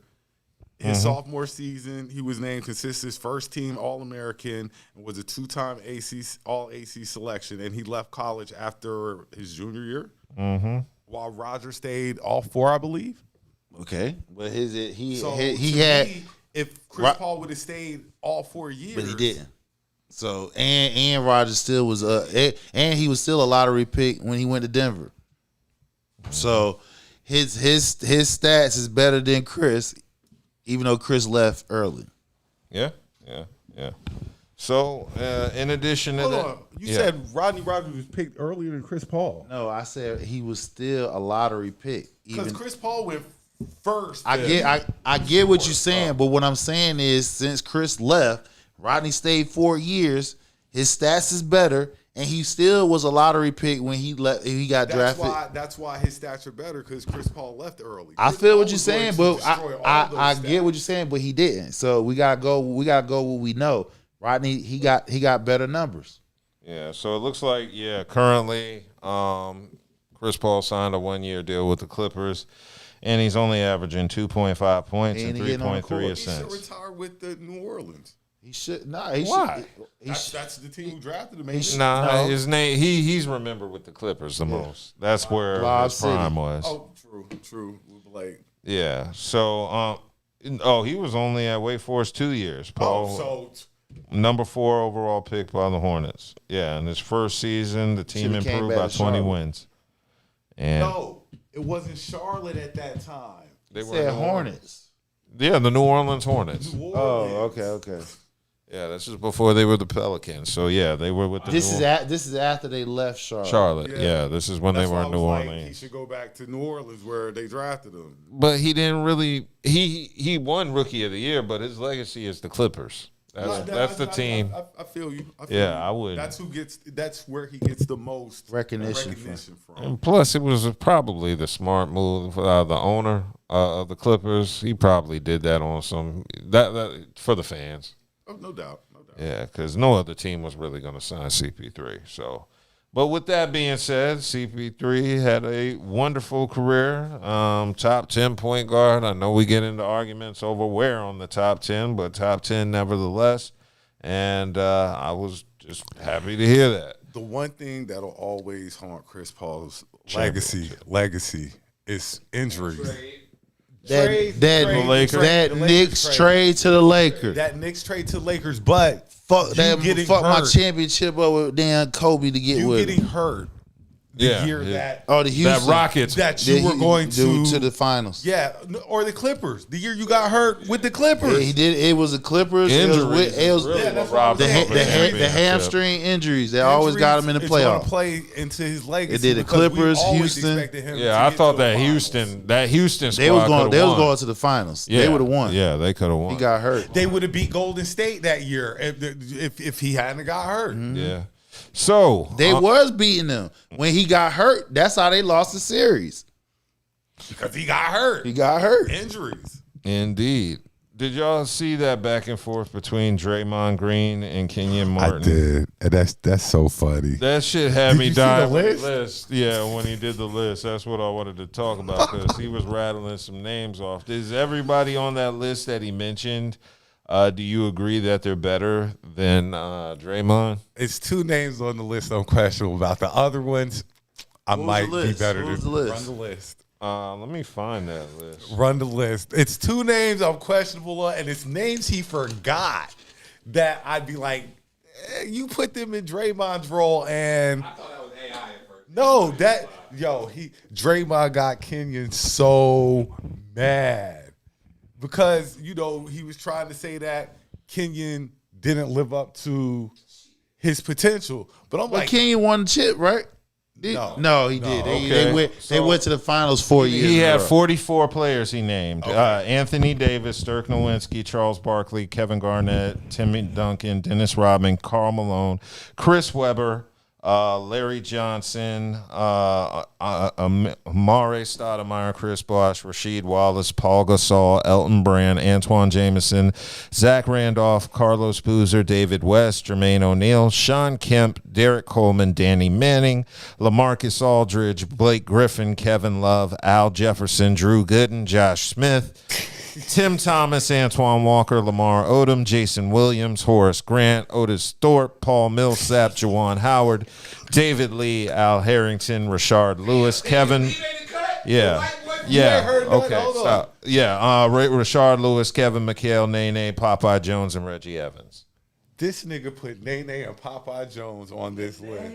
Yes, he put Nene on. And not Nene. Yeah, Nene was a beast. Nene was. He was a beast. He was a beast on the Wizards, and he won the chip too. And wasn't AC Green a power forward? Yeah. I'm just I saying. thought AC Green was a small forward. He played Showtime. He played small and power forward. But out of that list of names, this is a king. Those some tough ass names though. I can't argue with it. The exception of Nene and Popeye Jones. Okay, yeah, all right. That was a heel push. Yeah, because really, if you really look at it, Kenyon Martin, and when he played, he was athletic, and the nigga can jump and he can play defense, but he couldn't shoot. He didn't name. Nene could shoot. He didn't name Tom Chambers. Tom Chambers was dirty. He didn't have to. Wasn't a top 50 point. He was naming power forwards that were better than than Draymond. Oh, that was better than Draymond. Yeah, that this you is could Kenyon place Martin putting that the you list could place together. any one of those in Draymond's position in Golden State, and they'd still I believe win it. a ring. Oh yeah, Dennis Rodman. Yeah, I believe that. He gave you 40 names. Well, of course. Yeah. He gave you 40. Of course. 44. All right, so cool. All right, so what he said it's not a lie, because you got the greatest shooters on the planet, and all you got to do is just screen for them and crash the board. He gave you 44 names, and all you disputed was one. Popeye Jones. We're giving Nene his credit. He can, because Nene can shoot. Nene gonna get his credit. Did he name McDice? Because McDice is better than Tony McDice was a beast. But the list that he gave him though, there was some solid. No doubt. There was some championship. I see some championship names up there. So and Hall of Famers and top 75 greats. So it's not like he gave him. The Popeye Jones, you could argue that, and Nene, you could, you feel what I'm saying? Those two, you could, but everybody else, like I said, those it solid basically names. Boiled down to Draymond, and he's replaceable. That's what he's saying. Kenyon got into a little. I got you, but Draymond is better than Kenyon. So let's be honest. Yeah. Kenyon cannot shoot. Kenyon Martin cannot shoot. Draymond can't shoot. Draymond can shoot. Draymond can shoot some threes, bro. You can't leave him out there. No, that nigga he's still popping threes. You can't leave. You can leave Kenyon Martin. You're telling me. Listen, I'm telling you, you can leave Kenyon Martin in today's game. With Kenyon Martin game will blend perfectly with today's game. But the only problem with hurt his ass, he cannot shoot. Draymond can shoot better than Kenyon Martin. Giannis. But Giannis can shoot though. Giannis can shoot. You can't leave Giannis. And where is Draymond better than Kenyon at? What part of Draymond's game is better than Kenyon? He can extend the floor. Kenyon can't. You can leave Kenyon wide open. He can't hit. Kenyon Martin cannot shoot no shots, bruh. I'll give you. Hold on. No, you can't. He was not going to the three, but he was everything. You're talking to a Nets fan. I get you. Listen, I get this, but the nigga cannot. If he gonna be real, right? If he gonna be real, anybody that knows basketball, Kenyon Martin cannot shoot no damn shot. But He doesn't need stop. to shoot. I'm talking about. I get what you're saying, but we talking about what I'm saying. Draymond is better than Kenyon Martin. Shooting. He is. We can debate that. Rebounding? Is he a better rebounder? No, Kenyon Martin Is get he that. a better defender? He get him better. He better than Draymond, but he cannot. What I said was Draymond can stretch the floor. Kenyon Martin cannot stretch the floor. You can leave his ass open. You can't leave Draymond open behind no 3-point shot. The biggest difference between Draymond and Kenyon, Draymond needs to be able to shoot in that offense. When Kenyon was playing, we didn't need him to shoot the because you had Kidd, you we had didn't need him. You had Jefferson, And I get what you and the game, but understand that. Draymond do that. Since he ain't been able to shoot since then, they ain't been winning. The game is different from when Kittles and the shit like that. So that's why Kenyon is better because Draymond's not living up to the hype that they need. no, actually, you need a mic if you're gonna argue. I beg to differ. What I'm saying is, yes, Kenyon Martin is more athletic than Draymond. What I'm saying is he's more athletic, and I'm not questioning that. What I said was you can't leave Draymond open, but you can leave Kenyon Martin open. I'm gonna give you all the story real quick. A Kenyon Martin story real quick. Go for it. So back in the days when he was in college, they had the little bottle cap game where you get the team bottle cap if they go to the final. If they go win the championship. I got Cincinnati. I got the Cincinnati bottle cap. Kenyon Martin breaks his fucking leg. Yeah, I remember. Threw the Cincinnati bottle cap out the window. Because Cincinnati was moonwalking to the championship that year. I remember that year. Yeah, so in addition to that, Draymond Green decided to respond back, and he said, "You were the number one pick and made only one All-Star team. Most would say that's underachieving." And then Draymond ran down his resume of 4 championships, Defensive Player of the Year, 9 all-defensive teams, and a career built from the 35th pick into the backbone of a dynasty. And if Martin wanted to compare careers, Draymond was ready to line up numbers. And Kenyon responded back, jumping on Instagram Live, reminding everyone he helped the Nets to 2 finals, said injuries robbed him of his prime, and insisted he held it down when healthy. And he also said that Draymond's offense is a product of Golden State's system, and that the screens, movement, and spacing did as much for his success as anyone else. And our other thing is this. Draymond has never been counted on to give you baskets. Kenyon, when he was playing with the Nuggets, they needed buckets. When he was playing with the Nets, they needed buckets. Draymond has never. They needed buckets for Kenyon Martin? Yes. In Denver? He just said, no, I'm going on what you just said. You said you ain't, and when he was at Jersey, he didn't need him because you had killed. No. I didn't say nothing about them. Okay. I said Jersey, but he was still buckets. They needed him to get buckets. Draymond was never needed to get a bucket. No, but they needed him for defense. They needed Kenyon for defense too. Kenyon's playing defense. Plus, we need you to score. But the only difference is though, Draymond he got the hardware. Draymond got the hardware. He got Defensive Player of the Year. He got that. You can't take that away from him. No, you can't take that away from him. But like I say, Draymond, he got his hardware. He's been protected. You can't. It don't matter. He did what he's supposed to do for the team. He got like he said, he got them rings, and he got the rings and the accolades to back his shit up. So, but he named me 43 other players that we would like. Yeah, if you put them in, of course, because you got. Between with the offense and the 2 greatest shooters on the planet, yeah, I get it. No questions asked. 6th man of the year. Was it that Iggy? Yeah. Iggy won him. All Draymond got to do, grab the board and throw it. Throw it to one of the guys running the wing so they can shoot. That's all you got to do. Again, whatever. It's a team sport. Whatever is your job you're supposed to do. If it's all your job is supposed to do is set screens, you be the best motherfucking screener. My point is, Draymond was never asked to do as much as he don't have to. Was. He played defense. Great role player. One of the greatest. Okay. They didn't mention Ori. Ori could have been up there. Ori's one. I mean, there were other players he could have mentioned. I'm sure Kenyon just he would just pick. He did. And then the reason Kenyon ain't make all those teams and stuff like that, we just talked about how deep the power forward game was about that time Kenyon was there. Tim Duncan was there. You ain't winning it over Timmy D. Like, you know what I'm saying? Like, there were some. Rasheed Wallace was still playing. Jermaine O'Neal was getting busy. Look, he had Kenyon Martin so mad. Kenyon Martin don't even like Tim Thomas. Yeah. You know, Kenyon Martin don't even like Tim Thomas, and he put him on the list.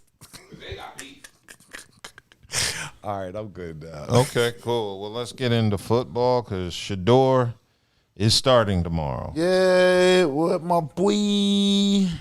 And he got robbed. That's how I got robbed last week. How did he get robbed last week? Why he was at the game. He was at the game and somebody robbed his house. You meant literally. Yeah, literally they robbed him while he was playing last week. Yeah, I heard about that. Was some really really 200,000 with insurance would get, but still you going up in somebody's stuff. And on top of that, it came out that, you know, what I've been saying, they've been sabotaging him because how your boy, Kevin Stefanski, admit that he wasn't getting no reps with the first string. Now, if you playing second string quarterback, you supposed to get some reps with the first string just in case an injury happened. He wasn't getting any. See, I told y'all they've been sabotaging my man all year. And it's evident. So now he starts tomorrow. This is what we know. Tomorrow he does start. Mm-hmm. He's going to play against the Raiders. Mm-hmm. He has this game, and whether it's fair or not, he has this game to show us what he can do. Mm-hmm. This one game. How you gonna say one game when it already? Dylan Gabriel will be back, and I get what you're saying, but so that's what I'm saying. I feel what you're saying, but again, you're sitting here. It's already been reported and confirmed by the head coach. Even when Gabriel was first string, they're not prepping him to be prepared just in case shit happen. Now this week they ain't had no choice because Gabriel and concussion protocol. So I'm not still gonna be like, oh, one game is a one game shot, because again, it's not like Gabriel is out there lighting that shit up. His numbers is not. In most cases, people will say, all right, you gave him a shot, put Shedeur in and see what he can do the rest of the year. Let me run this by you. You playing the Raiders right now was like you playing the Panthers in preseason, because the Raiders aren't that good. They're still an NFL team. They're an NFL team, but they're not that good. I get what you're saying. So, and then on top of that, any given Sunday, you're right. Keep that in mind. But on top of that, you got this vicious defense. You got this one dude on that defensive Miles line. Garrett, that's a beast. He gonna be on that court. He gonna be on Geno all night. He's a defensive player by himself. He gonna be on Geno all night. Like I said, I don't know if it's fair to Shedeur or not. But again, it's one game. Again, it's all preparation. If calls are legitimate calls to where he got an open shot. Now, if he misthrows or he throw interceptions, you know what I'm saying, whatever case may be, turnovers, all right, got you, because that's within his control and everything. As long as the play calling and the game flow is within what he can do, fine. I think the play calling is going to be set up specifically for Shedeur. Yeah, but you talking about you had no reps all year. Even when you're elevated second string, you're still not getting reps with first. You don't have. Listen to what I'm saying. You don't have a rapport with your players who you playing with. That's what I'm saying. You're still a quarterback. It don't matter when you're playing. Listen, I play football and I understand, and I play team sports. So what I'm saying is, to work as a unit, you must know your strength and your teammates' strengths and weaknesses. If you're not placed on the field with them to get that practice, you only got 1 week to learn them. I mean that's how most. Okay, what's Gabriel's excuse that he had all the fucking goddamn preseason and now the last 4 or 5 games and he still ain't doing shit. He got to win. He didn't do it though. It wasn't him. When you look at it wasn't because of him and his number. Look at winning quarterback, is going to say he won. He did not do it. The defense. You just said he had a ferocious defense. They say that about Jalen Hurts. He ain't doing nothing. We're not doing that, buddy. Jalen is doing what the hell he's supposed to do. He don't have to throw. He doesn't have to put up 300 yards. He does score a touchdown with his legs and throwing. Shedeur just has to look competent tomorrow. He gonna look confident. He gonna look confident. The man, he's not. It's not like he don't know football. You feel what I'm saying? He knows football. The thing is, we got to make sure that he's getting a fair shot. And we know it's not. Now, as long as he looks like he can handle this shit on it, which I feel like he do, we'll see. That's all he got to do tomorrow. Just look like you got control of it. You know, I kind of expect y'all to beat the Raiders. Yeah, they should. They should be able to beat them. I kind of expect y'all to beat the Raiders. But they gave at point spread. They get that Cleveland got a 3.5 point spread. Shedeur can't go out there fumbling. No, he can't fumble. He can't be throwing interceptions. Yeah, you can't be taking crazy sacks running backwards. Of course. You know what I'm saying? These are just the things you can't do. But look, I'm rooting for him. I'm gonna be watching the game tomorrow. It's No, I'm not. I'm lying.